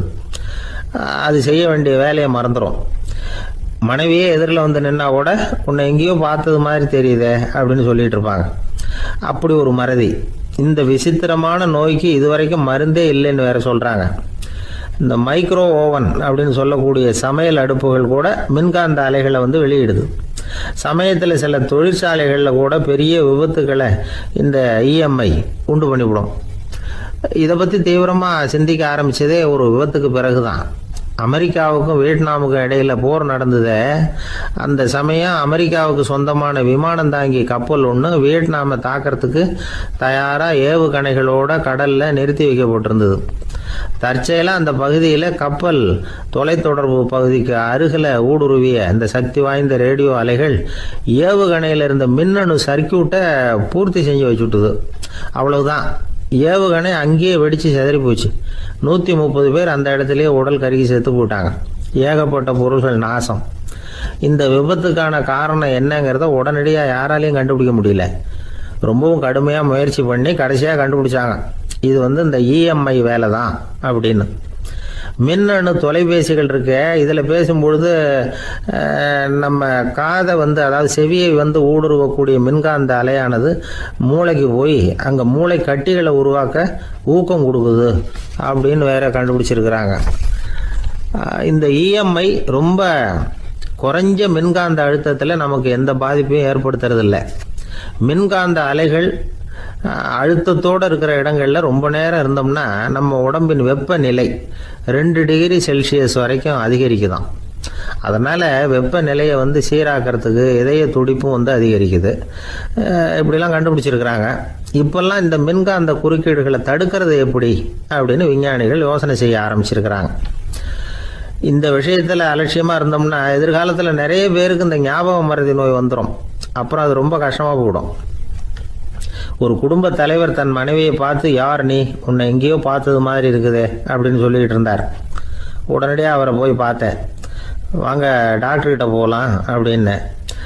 அவர் என்னை தனியாக அழைச்சிட்டு போய் காதோட காதாக மெதுவாக சொல்கிறார், இதை பார்ப்பா, என் கையில் பணம் இல்லாத போகலாம், அப்படி மறதி நோய் வந்துவிட்டது மாதிரி நடிச்சுக்கிட்டு இருப்பேன், அவ்வளவுதான், அதை நீ கண்டுக்காத அப்படின்னார். ஒரு பெரிய பியானோ கலைஞர் வியன்னாவில் இருந்தார். ரொம்ப புகழ்பெற்ற இசை கலைஞர் அவர். இங்கிலாந்து மகாராணி விக்டோரியா அவருடைய சங்கீதத்தை கேட்கணும்னு ஆசைப்பட்டாங்க. அவரை அரண்மனைக்கு கூப்பிட்டாங்களாம். பியானோ வாசிக்க சொல்லி கேட்டாங்களாம். இவரும் ரொம்ப பிரமாதமாக வாய்ச்சி காட்டியிருக்கார். உடனே பாராட்டி பரிசுகள்லாம் கொடுத்து அனுப்புனாங்களாம். அந்த இசையை கேட்கறதுல அரசிக்கு ரொம்பவும் ஆர்வம் உண்டு. அதனால அதுக்கப்புறமும் அந்த கலைஞர் அடிக்கடி அரண்மனைக்கு வர வேண்டிய அவசியம் ஏற்பட்டது. ஏன்னா அரசி கூப்பிட ஆரம்பித்தாங்க. இவர் போகணும், அங்கே இசை நிகழ்ச்சி நடத்தணும். இவர் அங்கே பாடி வாசிக்கிறது உண்டு. ஒரு தடவை மகாராணி அவரை பார்த்து, உங்கள் நாட்டு தேசிய கீதம் பாடுங்களேன் அப்படின்னு கேட்டாங்களாம். உடனே அவர் தன்னுடைய நாடான ஆஸ்திரியாவின் தேசிய கீதத்தை பாடியிருக்கிறார். அவர் பாட ஆரம்பித்த உடனே மகாராணி எழுந்திருச்சு நின்னாங்களாம். அதுக்கு மரியாதை செலுத்துகிற நோக்கத்தோட பாட்டு முடிகிற வரைக்கும் அப்படியே நின்றுக்கிட்டு இருந்தாங்களாம். இதுதான் அந்த அரசியினுடைய பெருந்தன்மை. அதாவது நாட்டுப்பற்றுங்கிறது அந்த அளவுக்கு அப்படி இருக்கணும். இப்படி ஒரு அரசியே நம்ம நாட்டு தேசிய கீதத்துக்கு எழுந்திருச்சு நின்று மரியாதை செலுத்துறாங்க அப்படிங்கிறத புரிஞ்சுக்கும் பொழுது அந்த முதிய கலைஞரின் மகிழ்ச்சிக்கு அளவே இல்லையாம். அதுக்கப்புறம் அந்த பியானோ கலைஞர் ஒரு நாள் தன்னுடைய நண்பர் ஒருத்தர்கிட்ட பேசிக்கிட்டு இருந்தாராம். அப்போ சொன்னாராம், மகாராணியார் எனக்கு எவ்வளவோ பரிசுகள்லாம் கொடுத்துருக்குறாங்க. ஒரு தடவை எனக்கு வைரக்கல் பதித்த அணி ஒன்றை கூட பரிசாக கொடுத்தாங்க. ஆனால் அதை விட உயர்ந்த விலை மதிக்க முடியாத அணி என்ன தெரியுமா? நான் என்னுடைய நாட்டு தேசிய கீதத்தை நான் பாடுறப்போ அவங்க எழுந்திருச்சு நின்று மரியாதை செலுத்தினாங்களே, அதுதான் எனக்கு கிடைச்ச மிகப்பெரிய பரிசு அப்படின்னாராம். எனக்கு தெரிஞ்ச சங்கீத வித்வான் ஒருத்தர் இருக்கார். சமீபத்தில் ஒரு நாள் அவரை பார்த்தேன். எப்படி போயிட்டுருக்கு உங்கள் தொழில் அப்படின்னு கேட்டேன். ரொம்பவும் வித்தியாசமாக போயிட்டுருக்குங்க அப்படின்னார். என்ன சொல்கிறீங்க அப்படின்னு. முன்னாடியெல்லாம் நான் பாடினா எதிரில் இருக்கிறவங்க தான் எழுந்திரிச்சு போயிட்டு இருந்தாங்க. இப்போ எப்படின்னா நான் பாட ஆரம்பிச்சுட்டா உடனே பக்கவாத்தியக்காரனே எழுந்திரிச்சு போடுறான் அப்படின்னார் ரொம்ப வேதனையோட. ஒருத்தரை பார்த்து உன்னுடைய நண்பர்கள் யார் அப்படின்னு ஒரு கேள்வி கேட்டு பாருங்க. கொஞ்சம் யோசிச்சு யோசிச்சு பதில் சொல்லுவாங்க. அவங்க கிட்டேயே உன்னுடைய எதிரிகள் யார் அப்படின்னு கேளுங்க, கடகடன்னு ஒப்பிச்சிருவாங்க. நம்ம மனசு இருக்க அது எப்படின்னா, நம்ம நண்பர்களை விட எதிரிகளை அது நல்லா ஞாபகத்தில் வச்சுக்கும். இது ஒரு ஆச்சரியமான உண்மை. உங்களால் நண்பர்களை மறந்துட முடியும், ஆனால் எதிரிகளை மறந்துட முடியாது. இது ஒரு வேடிக்கையான நிலைமை தான். அழகான தருணங்களை நாம் ஏன் மறந்துடுறோம்? இது இயற்கை. ஏன்னா நம்ம மனசு மலர்களை கவனிக்கிறது இல்லை, அதில் இருக்கிற முள்ளை தான் கவனிக்குது. தன்னை காயப்படுத்துகிற எதையும் அது உடனே கண்டுகொள்ளுது. ஒரு தெளிந்த சிந்தனை உடைய மனசு மிக அழகாக உள்ள எல்லாத்தையும் கவனிக்கும். அது நன்றியுடன் உணரக்கூடிய எல்லாத்தையும் பார்த்து குறிச்சிக்கும். இப்படிப்பட்டவங்க வாழ்க்கை இயல்பாகவே நல்லா அமையும். அது ரொம்ப அபூர்வம். மனசில் உள்ள ஒரு சிறிய அமைப்பை மாற்றுவதை பொறுத்து தான் இந்த விஷயம் அப்படிங்கிறார் ஓஷோ. ஒரு யூத கோவில் இருந்துதான், அது யூதர்களின் மடமாகவும் இருந்தது. அங்கே ஒரு தலைமை குரு, அவர் ரொம்ப கண்டிப்பானவர். அந்த கோவிலை ஒட்டி ஒரு தோட்டம். ஒரு நாள் காலையில் அந்த தோட்டத்தில் 2 இளம் யூதர்கள் நடந்து போய்கிட்டு இருக்கிறாங்க. காலையில் 1 மணி நேரம், மாலையில் 1 மணி நேரம் அவங்க அந்த தோட்டத்தில் நடக்கிறதுக்கு அனுமதி உண்டு. மற்ற நேரங்களில் அவங்க மத புத்தகங்களை படிக்கணும், பிற விதிமுறைகளை கடைபிடிக்கணும். அந்த 2 பேருமே தொடர்ந்து புகைப்பிடிக்கிற பழக்கம் உள்ளவங்க. ஆனால் கோவில் மடத்தில் இருக்கிறப்போ அவங்க புகைப்பிடிக்க முடியாது, அது கடுமையான குற்றம். சரி, நாம் தோட்டத்தில் இருக்கிறப்போவாவது புகைப்பிடிக்கலாமா அப்படின்னு ஒரு ஆசை அவங்க 2 பேருக்குமே. இருந்தாலும் பயம். இப்படி கேட்டால் மதகுரு என்ன சொல்லுவாரோ அல்லது என்ன செய்வாரோங்கிற பயம். இப்படியே கொஞ்ச நாள் ஆச்சு. ஒரு நாள் இந்த 2 பேரில் ஒருத்தன் ரொம்ப கலங்கி போய் அந்த கோவிலில் இருந்து வெளியில் வந்துக்கிட்டு இருந்தான். வந்தவன் நேராக தோட்டத்து பக்கம் போனான். அங்கே இன்னொருத்தன் ஆனந்தமாக புகை பிடிச்சிக்கிட்டு இருக்கிறான். அதை பார்த்து தான் இவனுக்கு அதிர்ச்சி. அட கடவுளே, என்ன இது, நீ கேட்காமலே ஆரம்பிச்சிட்டியா அப்படின்னா. இல்லை நான் கேட்டுட்டு தான் ஆரம்பிச்சிருக்கேன்னா அவன். அப்படியா, என்ன மனுஷன் இவர், நானும் தான் கேட்டேன், என்ன கண்ணாமுன்னான்னு திட்டி விட்டார். இது என்ன கோவிலா இல்லை நரகமா? உனக்கு புகை பிடிக்கணும்னு ஆசையாக இருந்தால் நரகத்துக்கு போகணும்னு சொல்லிவிட்டார். அது சரி, உன்னை மட்டும் எப்படி அனுமதிச்சார் அப்படின்னு கேட்டான் இவன். அவன் சிரிச்சுக்கிட்டே, நீ எப்படி கேட்ட சொல்லு அப்படின்னா, நாம் இந்த தோட்டத்துக்கு வர அனுமதிக்கப்பட்டிருக்கிறதே ஜபத்துக்காகத்தானே, அதனால் நான் ஜபம் சொல்லும் பொழுது புகை பிடிக்கலாமா அப்படின்னு கேட்டேன். அதுக்கு தான் அவர் சத்தம் போட்டு என்னை அடிக்கவே வந்துட்டார் அப்படின்னா இவன். நீ ஒரு மாதிரியாக கேட்டிருக்க, நான் வேற மாதிரியாக கேட்டிருக்கிறேன். ஜபம் சொல்லும்போது புகை பிடிக்கலாமான்னு நீ கேட்டிருக்க. ஐயா, புகை பிடிக்கும் பொழுது ஜபிக்கலாமா அப்படின்னு நான் கேட்டேன். அதில் தப்பு ஒன்றும் இல்லை அப்படின்னு பதில் சொல்லிட்டார் அப்படின்னா. ஒரு சிறிய மாற்றம்தான் அது மிகப்பெரிய மாறுதலை ஏற்படுத்தி விட்டது. மனசு நல்ல விதமாக சிந்திக்க ஆரம்பிச்சுட்டுதுன்னா மகிழ்ச்சிக்கு பஞ்சம் இல்லை. ஒரு கஞ்சன் ஆற்றுல விழுந்துட்டான், வெள்ளத்தில் தத்தளிச்சுக்கிட்டு இருக்கிறான். கரையில் நின்ன ஒருத்தர், உன் கையை கொண்டா இப்படி பிடிச்சி இழுத்து கரையில் சேர்த்து விடுறேன்னார். எதையும் கொடுத்து பழக்கம் இல்லாத அவன் கையையும் கொடுக்க மாட்டேன்னுட்டான். இவர் பார்த்தார், உன் கையை கொடுன்னு சொல்கிறதுக்கு பதிலாக நான் என் கையை கொடுக்குறேன் பிடிச்சிக்கோ அப்படின்னார். அவன் கப்புன்னு பிடிச்சிக்கிட்டான், இழுத்து கரையில் போட்டார். ஒரு பூங்கா, அங்கே ஒருத்தர் நின்றுட்டு இருக்கிறார். நின்றுக்கிட்டே ஏதோ ஆழ்ந்த யோசனையில் இருக்கிறார். அந்த பக்கமாக இன்னொருத்தர் வந்தார், இவரை கவனிச்சார். என்ன யோசனைன்னு கேட்டார். எப்படி எழுந்திருக்கிறதுன்னு யோசனை பண்ணிகிட்டு இருக்கிறேன்னார் அவர். கேட்டவருக்கு ஒரு மாதிரி ஆயிட்டுது. ஏற்கனவே நின்றுக்கிட்டு இருக்கிற ஒருத்தர் எப்படி எழுந்திரிச்சு நிற்கிறதுன்னு யோசிக்கிறாருன்னா அது ஆச்சரியம் தானே. அதுக்கப்புறம் இவர் யோசிக்க ஆரம்பித்தார், என்ன இவர் இப்படி பேசுகிறாரு அப்படின்னு. கீழே விழுந்தால் தானே எழுந்திரிச்சு நிற்க முடியும். அதனால் எழுந்திரிக்கணும்னு நினைக்கிறவங்க முதல்ல கீழே விழணும். இவர் முதல்ல கீழே விழணும், அதுக்கப்புறம் தான் எழுந்திருக்கிறது எப்படின்னு சிந்திக்க முடியும். இந்த உலகத்தில் எல்லாருமே கீழே விழுந்து எழுந்தவர்கள் தான். இப்போ இந்த குழந்தை பருவத்தில் கீழே விழாமல் நடைபயில கற்றுக்கிட்டவங்க யாராவது உண்டா? சின்ன வயசில் ஒரு தடவை கூட கீழே விழலை சார், அப்படியே பிறந்தார் வளர்ந்தார் பெரியவர் ஆயிட்டார் அப்படின்னு யாரையும் சொல்ல முடியாது. அதனால் மனுஷங்கிறவன் விழுந்து புரண்டு எழுந்து தான் நடக்க கற்றுக்கிறான். ஒரு உண்மையை நாம் எல்லாரும் புரிஞ்சுக்கணும். இந்த உலகத்தில் தவறு செய்யாத மனிதர்களே யாரும் கிடையாது. அப்படி இருக்கிறப்போ எப்போதாவது நாம் தவறு பண்ணிவிட்டோம்னா அதுக்காக மனசு உடஞ்சி போயிடக்கூடாது, வாழ்க்கையில் வெறுப்பு வந்துடக்கூடாது. ஒரு தவறு நடந்துவிட்டுதா அதுக்காக மனசு உடஞ்சி போடாதீங்க, அதை ஒரு பாடமாக எடுத்துக்கங்க. அதே தவறு மறுபடியும் நடக்காமல் வேணும்னா பார்த்துக்கலாம், அது போதும். தடைக்கல்ல படிக்கல்லாம் மாற்றிக்கணும், இதுதான் இதில் முக்கியம். ஒரு அலுவலகம், அங்கே ஒரு அதிகாரி, அவர் உயர்ந்த பதவியில் இருந்தார், சிறந்த நிர்வாகின்னு பேர் வாங்கினவர்.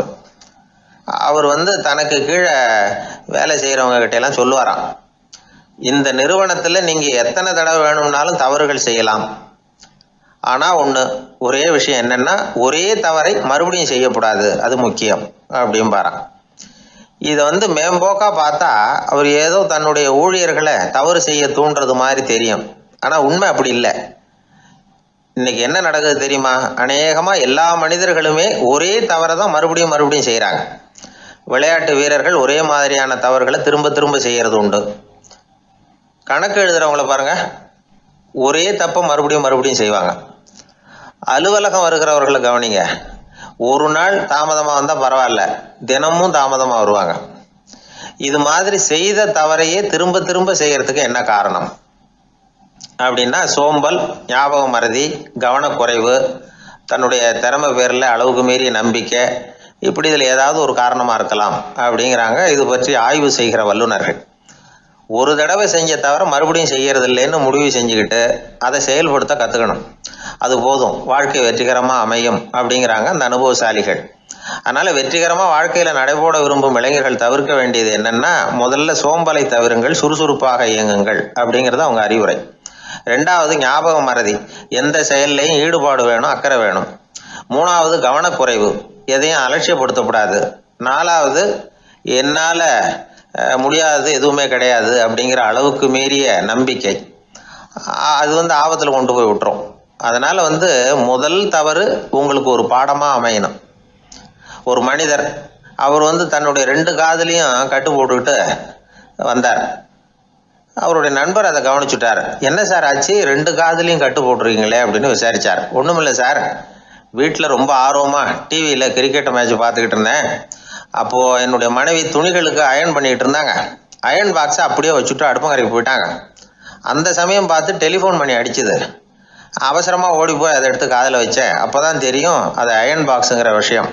சூடாக இருந்ததா, சுட்டு விட்டுது அப்படின்னாரு. 1 காது சரி சார், 2 காதும் ஏன் அப்படி ஆச்சு அப்படின்னு கேட்டார். அதே ஆள் மறுபடியும் ஃபோன் பண்ணான் சார் அப்படின்னாரு இவர் எவ்வளோ தூரம் யோசிச்சிருப்பார் பாருங்க. அதனால் ஒரு தவறு மறுபடியும் நடக்கக்கூடாது. முதல் தவறு உங்களுக்கு ஒரு பாடமாக அமையட்டும் அப்படிங்கிறது தான் இதிலிருந்து நாம் தெரிந்து கொள்ள வேண்டிய கருத்து. அதனால் தவறுகள் அதெல்லாம் தடைக்கெல்லாம் நினைக்க வேண்டாம், படிக்கெல்லாம் நினைப்போம். அப்படி நினைச்சோம்னா வாழ்க்கையில் வெற்றி நிச்சயம். ஒரு ராஜா இருந்தார். அவர் ஒரு பெரிய கோயில் கட்டினார். பல ஊர்களிலிருந்து சிற்பிகள்லாம் கொண்டுகிட்டு வந்தார். அழகழகா சிற்பங்களை செய்ய சொன்னார். ஊர்ல உள்ள ஜனங்களும் கோயில் கட்டுறதுக்கு அவங்களால முடிஞ்ச உதவியை செஞ்சாங்க. ராத்திரி பகலா வேலை நடக்குது. கோயில் கொஞ்சம் கொஞ்சமா வசந்துகிட்டே வந்துட்டுது. அந்த ஊர்ல ஒரு வயசான அம்மா இருந்தாங்க, ரொம்ப ஏழை. அவங்களுக்கு மனசுக்குள்ள ஒரு உறுத்தல், இந்த ஊர்ல எல்லாரும் இந்த கோவில் கட்டுறதுக்கு அவங்களால முடிஞ்ச உதவியை பண்ணிட்டு இருக்கிறாங்க, நம்மளால ஒன்றும் பண்ண முடியலையே அப்படின்னு நினைச்சு கவலைப்பட்டாங்க. அவங்களுக்கு மனசு கேட்கல, ஏதாவது செய்யணும் நம்மளால முடிஞ்சது அப்படின்னு யோசனை பண்ணாங்க. நல்ல வெயில் நேரத்துல சிற்பிகள்லாம் ரொம்ப சிரமப்பட்டு சிலை வடிச்சுக்கிட்டு இருக்கிறாங்கல்ல, அவங்களுக்கு அந்த நேரம் தாகம் எடுக்குமே. அதனால சிரமப்பட்டு ஒரு குடத்துல தண்ணியை எடுத்துக்கிட்டு அதை இடுப்புல வச்சுக்கிட்டு மெதுவா கொண்டுகிட்டு அங்க போறது அப்படின்னு முடிவு பண்ணிட்டு அந்த அம்மா போச்சு. அங்க போய் வேலை செய்யறவங்களுக்கு தாகம் எடுக்கிற போலாம் ஒரு கோவலையில தண்ணியை எடுத்து கொடுத்துக்கிட்டு இருக்கிறது. இப்படியே பண்ண ஆரம்பிச்சுட்டு அந்த அம்மா. ஏதோ அந்த அம்மாவால முடிஞ்ச ஒரு சின்ன உதவி இது. இப்படி கொஞ்சம் கொஞ்சமா வேலை நடந்தது. கோபுரம் வசந்தது, எல்லா வேலையும் முடிஞ்சது. இனிமே கடைசியா கற்ப கிரகத்தின் மேல விமானம் அமைக்க வேண்டியதுதான் பாக்கி. அந்த வேலையும் ஆரம்பமாச்சு. அந்த சிற்பிகள்லயே அனுபவசாலியான ஒருத்தர் இந்த அம்மாவை தேடிட்டு வந்தார். பாட்டி, உங்ககிட்ட இருக்கிற ஏதாவது ஒரு பொருளை கொடுங்க, அந்த விமானத்துல வைக்கலாம் அப்படின்னு நாங்க நினைக்கிறோம் அப்படின்னார். இந்த அம்மாவுக்கு ஒன்றும் புரியல. ஏதாவது இருந்தாவில கொடுக்கலாம், எதுவும் இல்லையே, என்ன பண்றது யோசனை பண்ணாங்க. இத பாருப்பா, என்கிட்ட என்ன இருக்கு, இந்த வாசப்படியில கிடக்குது, இந்த கல்லு தான் இருக்குது, வேணும்னா இதை எடுத்துட்டு போங்க அப்படின்னாங்க. உடனே அந்த கல்லை பேத்து எடுத்துட்டு போயிட்டாங்க அவங்க. அங்க போய் பார்த்தா என்ன ஆச்சரியம், அந்த விமானத்து உச்சியில கலசங்களை அமைக்கிறதுக்கான பிரம்ம எந்திரத்தை மூடுற கருங்கல் ஒண்ணு தேவையா இருந்தது. இவங்க எடுத்துட்டு போன கல்லு அதுக்கு ரொம்ப பொருத்தமா அமைஞ்சு போச்சு. ஏதோ அதுக்காகவே அளவெடுத்து செஞ்சது மாதிரி அமைஞ்சுட்டுது. அந்த கல்லையே அங்க அப்படியே பதிச்சுட்டாங்க. ஒரு வழியா கோவிலை கட்டி முடிச்சாங்க. அடுத்தது கும்பாபிஷேகம். அதுவும் ரொம்ப சிறப்பா கோலாகலமா நடந்து முடிஞ்சது. இவ்வளவையும் பார்த்த அந்த ராஜாவுக்கு மனசுக்குள்ள ரொம்ப பெருமையா இருந்தது.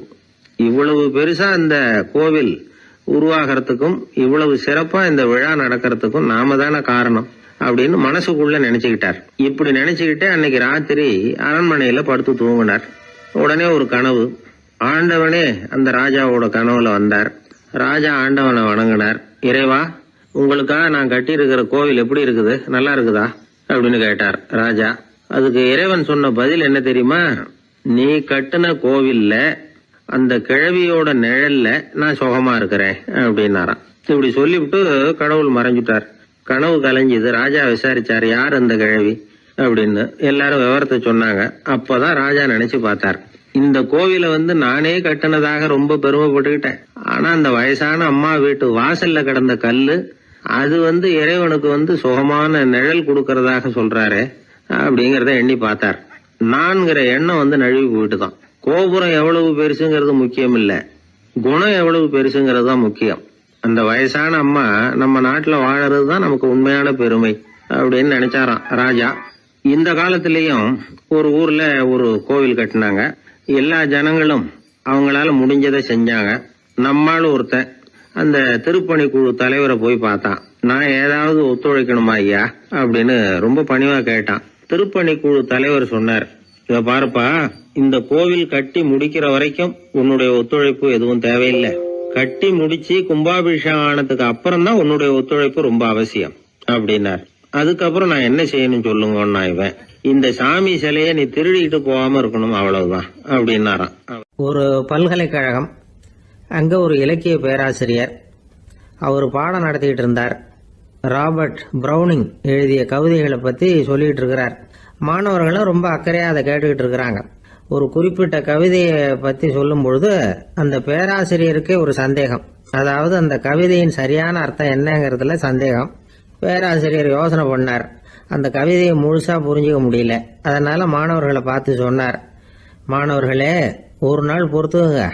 இந்த கவிதையை எழுதின கவிஞர் எங்கள் வீட்டுக்கு பக்கத்தில் தான் இருக்கிறார். இன்னைக்கு சாயந்தரம் நான் அவரை நேரிலேயே போய் பார்க்குறேன். பார்த்து இதுக்கு என்னங்க அர்த்தம்னு கேட்டுட்டு வந்துடுறேன். அதுக்கப்புறம் உங்ககிட்ட சொல்கிறேன் அப்படின்னாராம். அன்னைக்கு சாயந்தரமே அந்த பேராசிரியர் கவிஞரை தேடிக்கிட்டு போயிட்டார். கவிஞர் அவங்க வீட்டில் அவர் பாட்டு உட்காந்துருந்தாராம். இவர் போய் அவர் முன்னாடி உட்காந்தார். அப்புறம் கேட்டார், ஐயா, அந்த கவிதையின் முழு பொருள் என்னன்னு தெரிஞ்சுட்டு போகிறதுக்காக வந்திருக்கிறேன் அப்படின்னாராம். எந்த கவிதை அப்படின்னாராம் அவர். இவர் அந்த கவிதையை சொல்லியிருக்கார். கவிஞர் கொஞ்சம் யோசனை பண்ணிவிட்டு அப்புறம் சொன்னாராம், பேராசிரியரே, நீங்கள் கொஞ்சம் தாமதமாக வந்துட்டீங்கன்னாராம். இவருக்கு ஒன்றும் புரியல. நீங்கள் என்ன சொல்கிறீங்க? நான் தாமதமாக வந்துட்டேன்னா? நீங்கள் தான் உயிரோடு இருக்கிறீங்களே, அப்படி இருக்கும்பொழுது நான் தாமதமாக வந்துட்டேன்னா அது எப்படி அப்படின்னு இவர் குழம்பி இருக்கிறார். இப்போ கவிஞர் சொன்னாராம், ஐயா, நான் உயிரோடு இருக்கிறேன்னா இல்லையாங்கிறது முக்கியம் இல்லை. நான் அந்த கவிதை வரிகளை எழுதினப்போ 2 பேருக்கு அதோட அர்த்தம் தெரிஞ்சிருந்தது. இப்போ ஒரே ஒருத்தருக்கு தான் அதோட அர்த்தம் தெரியும் அப்படின்னாராம். பேராசிரியர் யோசனை பண்ணியிருக்கார். அப்படின்னா அந்த ஒருத்தர் கவிஞர் ராபர்ட் ப்ரௌனிங்கை தவிர வேற யாரா இருக்க முடியும்?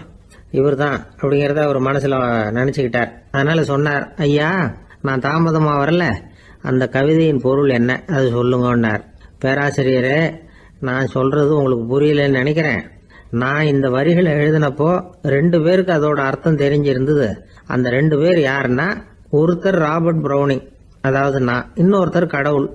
இப்போ அது கடவுளுக்கு மட்டும்தான் தெரியும். நானே இதை பற்றி பல தடவை யோசனை பண்ணி பார்த்தேன். இது ரொம்ப அழகானது, ஆனாலும் ரொம்ப வழுக்கலானது. அதை பிடிச்சிட்டோம்னு நினச்சிக்கிட்டு இருக்கும் பொழுதே காற்று மாதிரி அது உங்ககிட்ட இருந்து ஓடி போயிடுது. எனக்கு ரொம்பவும் வருத்தமாக தான் இருக்குது. நிச்சயமாக நான் தான் இந்த வரிகளை எழுதியிருக்கிறேன். அதில் அர்த்தம் இருக்குங்கிறது எனக்கு தெரியும். அதை நான் உணர்றேன். ஆனால் நீங்கள் என்னை மன்னிக்கணும். எனக்கே கூட அதை என்னால் விளக்க முடியல. அப்படி இருக்கும் பொழுது உங்களுக்கு எப்படி அதை நான் விளக்க முடியும் அப்படின்னாரா அந்த கவிஞர். அனுபவிக்கப்படக்கூடிய எல்லாமே விளக்கப்படக்கூடிய ஒன்றல்ல, விளக்கப்படும் எல்லாமே அனுபவிக்கப்படக்கூடிய ஒன்றல்ல அப்படிங்கிறது ஞானிகளுடைய கருத்து. அதுக்காக தான் அந்த சம்பவம். வாழ்க்கையில் நீங்கள் தொடர்ந்து ஆய்வு செய்து கொண்டே இருக்கக்கூடிய விளக்கங்களை ஒருபோதும் அடைய முடியாத பரிமாணங்கள் இருக்கிறதுனால தான் அது அலுப்பு தட்டாமல் இருக்குது. உங்களால் நிறைய அனுபவிக்க முடியும். இருந்தாலும் நீங்கள் அனுபவித்து அறிந்த விஷயங்கள் கூட வார்த்தைகளால் விளக்கப்பட முடிவதில்லை அப்படிங்கிறது பெரியோர் சிந்தனை. இதெல்லாம் ஒரு பக்கம் இருக்கட்டும். நமக்கு தெரிஞ்ச பேராசிரியர் ஒருத்தர் 1 மணி நேரம் ரொம்ப விவரமாக வகுப்பு எடுத்தார். கடைசியாக சொன்னார், மாணவர்களே, ரொம்பவும் எளிமையாக விளக்கமாக எல்லா விவரமும் சொல்லியிருக்கிறேன். அதனால் இதில் உங்களுக்கு சந்தேகம் வர்றதுக்கு வாய்ப்பே இல்லை. இருந்தாலும் கேட்க வேண்டிய கடமை கேட்குறேன். இது வரைக்கும் நடத்தினதில் யாருக்காவது ஏதாவது சந்தேகம் உண்டா அப்படின்னு கேட்டாராம். எனக்கு ஒரே ஒரு சந்தேகம்தான் சார் அப்படின்னு எழுந்திரிச்சு நிற்கிறான் ஒருத்தன். என்னன்னு கேட்டாராம். இது வரைக்கும் நீங்கள் என்ன பாடம் சார் நடத்துனீங்க அப்படின்னானா அவன். ஒரு பெரியவர்கிட்ட பேசிக்கிட்டு இருந்தேன். அவர் என்கிட்ட ஒரு கேள்வி கேட்டார். திருடர்கள் எத்தனை வகை தெரியுமா உனக்கு அப்படின்னார். இதுதான் அவர் கேட்ட கேள்வி. எதுக்காக என்ன பார்த்து அந்த கேள்வி கேட்டார தெரியல. இருந்தாலும் நான் அவருக்கு பதில் சொன்னேன். திருடர்களில் எத்தனையோ வகை உண்டுங்க. கார் திருடன், சைக்கிள் திருடன், முகமூடி திருடன், எப்படி சொல்லிகிட்டே போகலாம். இருந்தாலும் என்னுடைய சிற்றறிவுக்கு எட்டின வரையில் திருடர்களை 2 வகையாக பிரிக்கலாம் அப்படின்னு நினைக்கிறேன். ஒன்று ராத்திரியில் திருடுற திருடன், இன்னொருத்தன் பகலில் திருடுற திருடன். அதாவது பகல் திருடன், ராத்திரி திருடன் அப்படின்னு பெரியவர் சிரிச்சார். என்ன சிரிக்கிறீங்களே? என்ன, கள்வர்கள் 4 வகை அப்படின்னு ஆரம்பித்தார். எப்படின்னு கேட்டேன். சாப்பாட்டுக்கு இல்லாமல் திருடுறாங்க பாருங்க, அது ஒரு வகையான். சாப்பாட்டுக்கு இருந்தும் திருடுறாங்க பாருங்க, அது ஒரு வகையான். இதை தவிர இன்னும் ஒரு 2 வகை திருட்டு உண்டு. அது என்னன்னா, ஆண்டவன்கிட்ட இருந்து நாம திருடுற திருட்டு, இன்னொன்று என்னன்னா நம்ம கிட்ட இருந்து ஆண்டவன் திருடுற திருட்டு அப்படின்னார். எனக்கு ஒன்றும் புரியல. என்ன சார் இது, ஆண்டவனையே திருடன்னு சொல்றீங்களே அப்படின்னு ஆச்சரியமா. ஆமாங்க, ஆண்டவனை கல்வன்னு சொல்றது இல்லையா? காஞ்சிபுரத்துக்கு பக்கத்தில் திருக்கார்வனம் அப்படின்னு ஒரு ஊர் இருக்கு. அங்கே உள்ள பெருமாளுக்கு கல்வர்னு தான் பேர். அது மட்டும் இல்லை, திருமங்கை ஆழ்வார் தம்முடைய திரு நெடுந்தாண்டகத்தில் கார்வனத்துள்ளாய் கல்வா அப்படின்னு தான் அழைக்கிறார். அப்படின்னு நிறைய உதாரணம்லாம் சொல்ல ஆரம்பித்தார். அதுக்கப்புறம் அவர்கிட்ட பேசி நான் புரிஞ்சுக்கிட்ட விவரங்களை தான் நான் இப்போ உங்ககிட்ட சொல்ல போகிறது. அதாவது அவர் சொன்ன முதல் வகை திருடர்கள் சாப்பாட்டுக்கு இல்லாமல் திருடுறவங்க. இவங்களை திருத்தி போடலாம். சாப்பாட்டுக்கு இருந்தும் பணம் சேர்க்கணுங்கிற ஆசையால் பொய் கணக்கெல்லாம் எழுதுறாங்க பாருங்க, அவங்க தான் 2வது வகை. 3வது வகை திருட்டு தான் மிகப்பெரிய திருட்டு. இறைவனுக்கு சொந்தமானதை நம்முடையதுன்னு நினைக்கிற திருட்டு. எது இறைவனுக்கு சொந்தமானது அப்படின்னா ஆத்மா. பகவானுக்கு சொந்தமான ஆத்மாவை நம்முடையதுன்னு நினைக்கிறது தான் அந்த மாபெரும் திருட்டு. இதுக்கு பேர் தான் ஆத்மாபகாரமா. சரி, இதுக்கு பரிகாரம் என்ன? எல்லாம் இறைவனுடையது, நமக்கு ஒன்றும் இல்லை அப்படின்னு நினைக்கிறது தான் இதுக்கு பரிகாரம். இதெல்லாம் இருக்கட்டும். 4வது திருட்டு ஒன்று சொன்னோம்ல, ஆண்டவன் நம்மகிட்ட இருந்து திருடுறது. அது எப்படி? ஆண்டவனை கல்வன்னு சொல்கிறாங்க, அது சரி. அவர் என்னத்தை திருடினார்? இப்போ இன்னொருத்தருக்கு சொந்தமான ஒன்றை எடுத்து வச்சுக்கிறது தான் கள்ளத்தனம். ஆனால் ஆண்டவன் எடுத்துக்கிட்டோம்னா இருக்கிறது எல்லாமே அவனுக்கு சொந்தம்.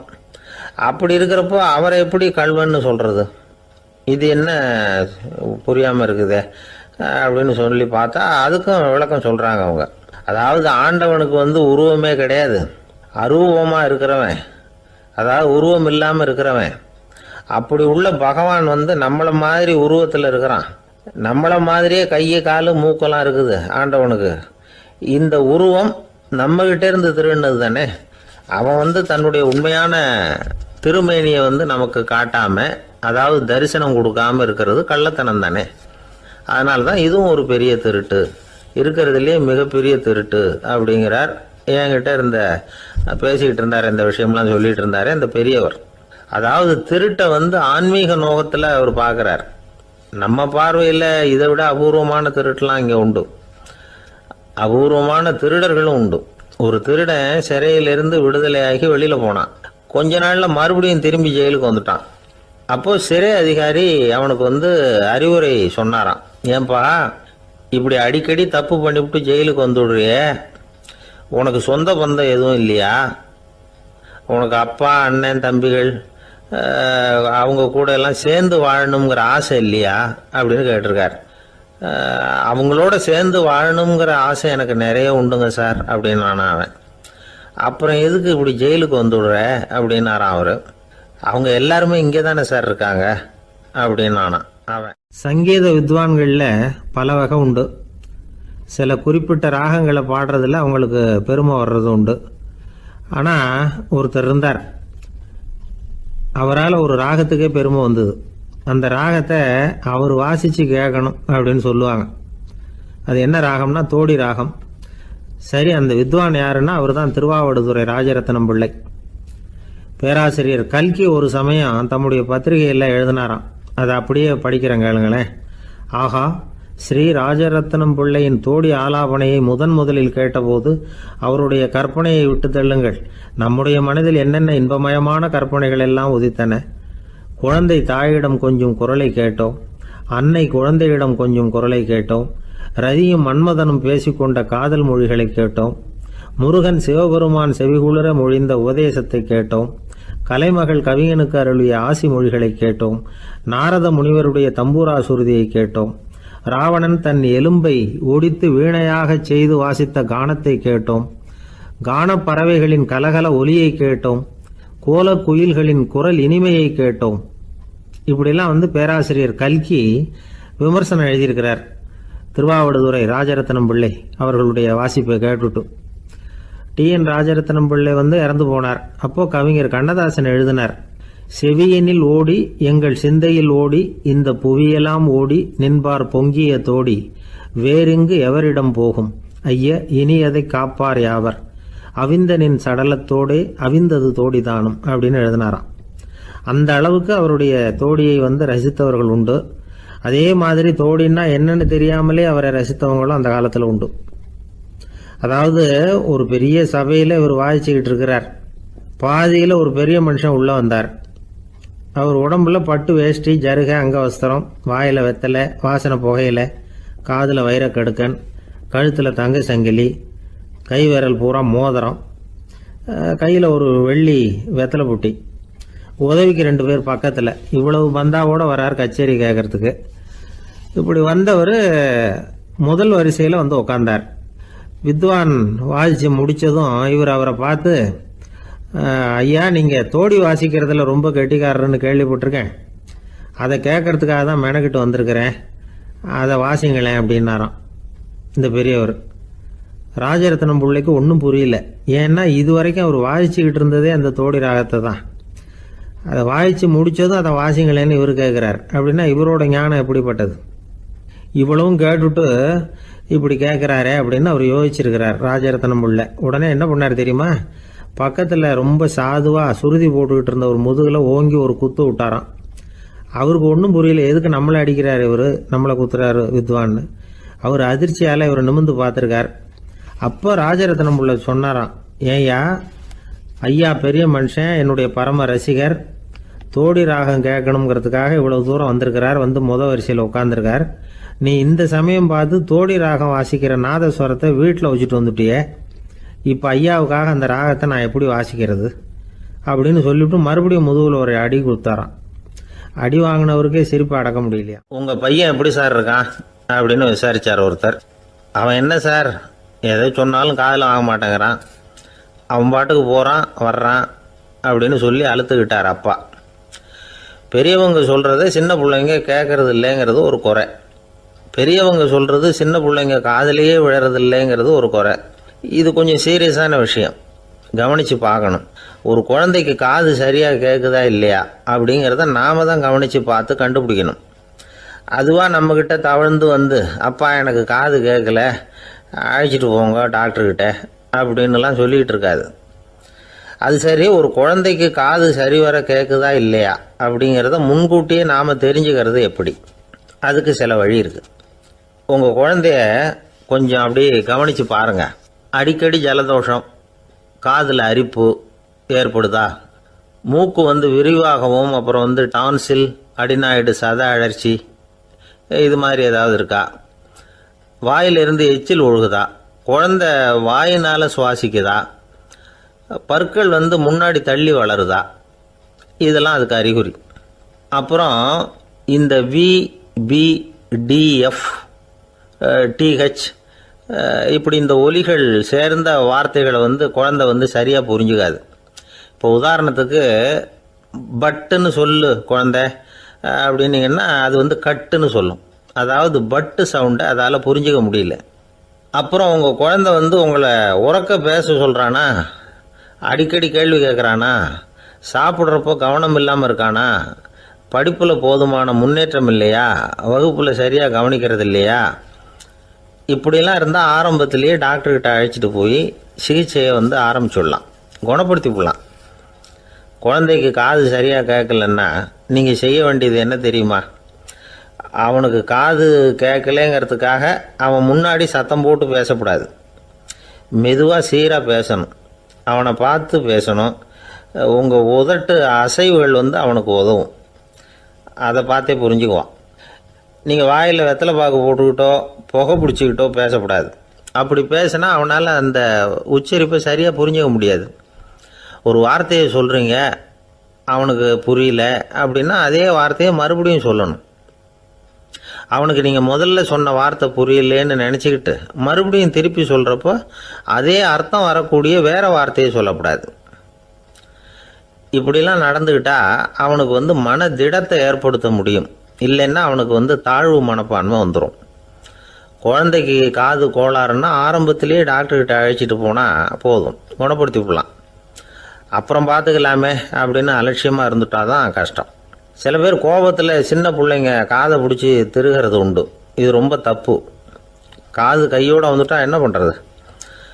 ஒரு வேடிக்கை கதை, அது கதை தான், நிஜமாக நடந்ததில்லை, அது மாதிரி நடக்கவும் நடக்காது. ஒரு வேடிக்கைக்காக சொல்லப்படுற கதை. அதாவது ஒரு வீட்டில் அப்பா அம்மாவை பார்த்து சொல்லிகிட்டு இருக்கார், இதை பாரு, நாளைக்கு காலையில் என்னை சீக்கிரம் எழுப்பி விட்ரு, நான் செங்கல்பட்டு வரைக்கும் போயிட்டு வர வேண்டியிருக்கு அப்படின்னாராம். இதை அவங்க பையன் காதில் வாங்கிட்டு இருக்கான். அப்பாவுக்கு சிரமம் வேண்டாமே அப்படின்னு நினச்சி அவனே காலையில் யாருக்கும் தெரியாமல் எழுந்திரிச்சு புறப்பட்டு செங்கல்பட்டுக்கு போட்டான். சாயந்தரமாக திரும்பி வந்தான். அப்பா பையனை காணாமல் அலமோதிக்கிட்டு இருக்கிறார். சாயந்தரமாக பையனை பார்த்ததும் எங்கடா போயிட்டு வந்தேன்னு கேட்டார் கோவமா. செங்கல்பட்டுக்கு போயிட்டு வந்தேன்ப்பா, நீ வேணா அலைய வேண்டாமேன்னு அப்படின்னா. எதுக்கடா போனேன்னு அதட்டினார். அதான்ப்பா நீ நேற்று வந்து அம்மா கிட்ட சொல்லிகிட்டு இருந்த, அதை காதில் வாங்கினேன், உனக்காக நான் போயிட்டு வந்தேன் அப்படின்னா. உடனே எந்த காதில் வாங்கினேன் அப்படின்னு சொல்லி காதை பிடிச்சி திருகினார். அந்த காது கையோடு வந்துட்டுது. இது நடந்து கொஞ்ச நாள் கழித்து அந்த அப்பாவும் பையனும் கடத்தெருவில் போய்கிட்டு இருக்கிறாங்க. எதிரில் ஒரு நாய் ஓடி வந்தது. அதுக்கு 2 காதும் இல்லை. என்ன இது, இந்த நாய்க்குட்டிக்கு 2 காதும் இல்லை அப்படின்னார் அப்பா. அதுக்கு பையன் சொல்கிறான், அப்பா அது 2 தடவை செங்கல்பட்டுக்கு போயிட்டு வந்துடுவோம் அப்படின்னானா. ஒரு புகழ்பெற்ற ஜப்பானிய சாமுராய் வீரன், வாள் வீசுறதுல ரொம்ப கெட்டிக்காரன். ஒரு கடுமையான போரில் கலந்து கொண்டுட்டு களைச்சி போய் திரும்பி வந்தான். படுக்கையில் விழுந்தான். பக்கத்தில் என்னமோ சத்தம் கேட்டுது. திரும்பி பார்த்தான். ஒரு எலி அவனை முறைச்சி பார்த்துக்கிட்டு இருந்தது.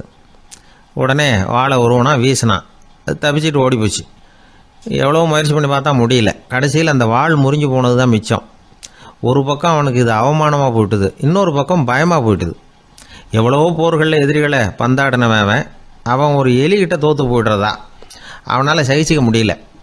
மனைவி கிட்ட சொன்னான் இப்படி நடந்துட்டுதுன்னு. அவள் சிரிச்சா.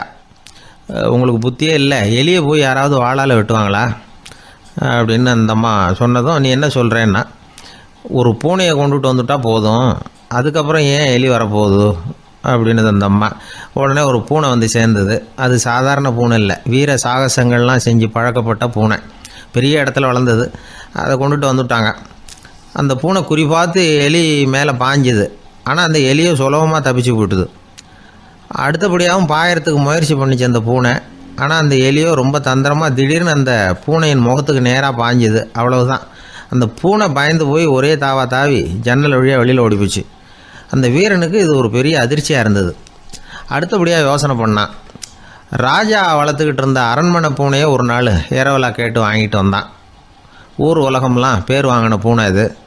அந்த பூனையாலும் அந்த எலியை ஒன்றும் செய்ய முடியல. வீரனுக்கு ரொம்ப அதிர்ச்சி. அந்த அரண்மனை பூனைகிட்டையே போய் புலம்புனான். அரண்மனை பூனையே, நீயே தோற்று போயிட்டியே, இனிமேல் நான் என்ன செய்ய முடியும்னா. அந்த பூனை சிந்திச்சுது. அப்புறம் சொல்லிச்சு, இந்த காரியத்துக்கு இந்த மேல்மட்ட விவகாரம்லாம் சரிப்பட்டு வராது.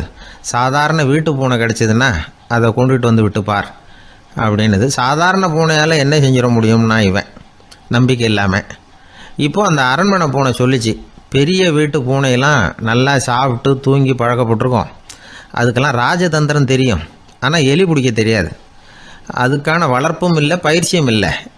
ஏன்னா அதுக்கெல்லாம் பசி கிடையாது. சாதாரண வீட்டு பூனை அப்படி இல்லை, பசிக்கு ஆகாரம் தேடி அலையும். எலிகளை பிடிச்சி சாப்பிட்டுட்டு தான் உயிர் வாழும்.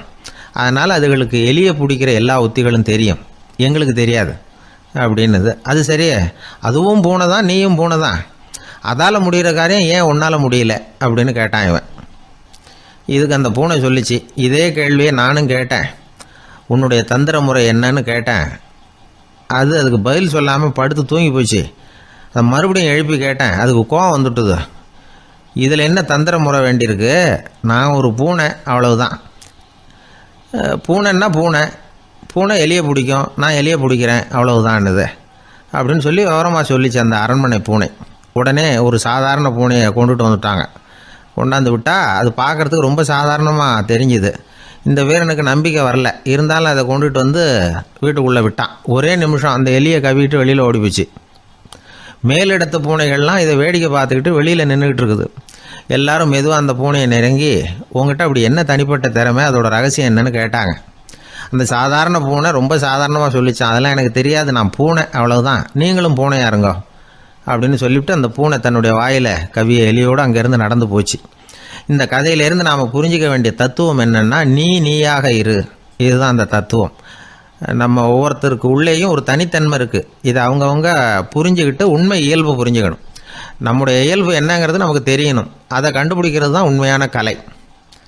ஒரு பெரிய மனுஷன் வாயை அகலமாக திறந்து வச்சுட்டு தூங்கிட்டு இருந்தான். உடனே ஒரு எலி உள்ளே பூந்துட்டு தான்.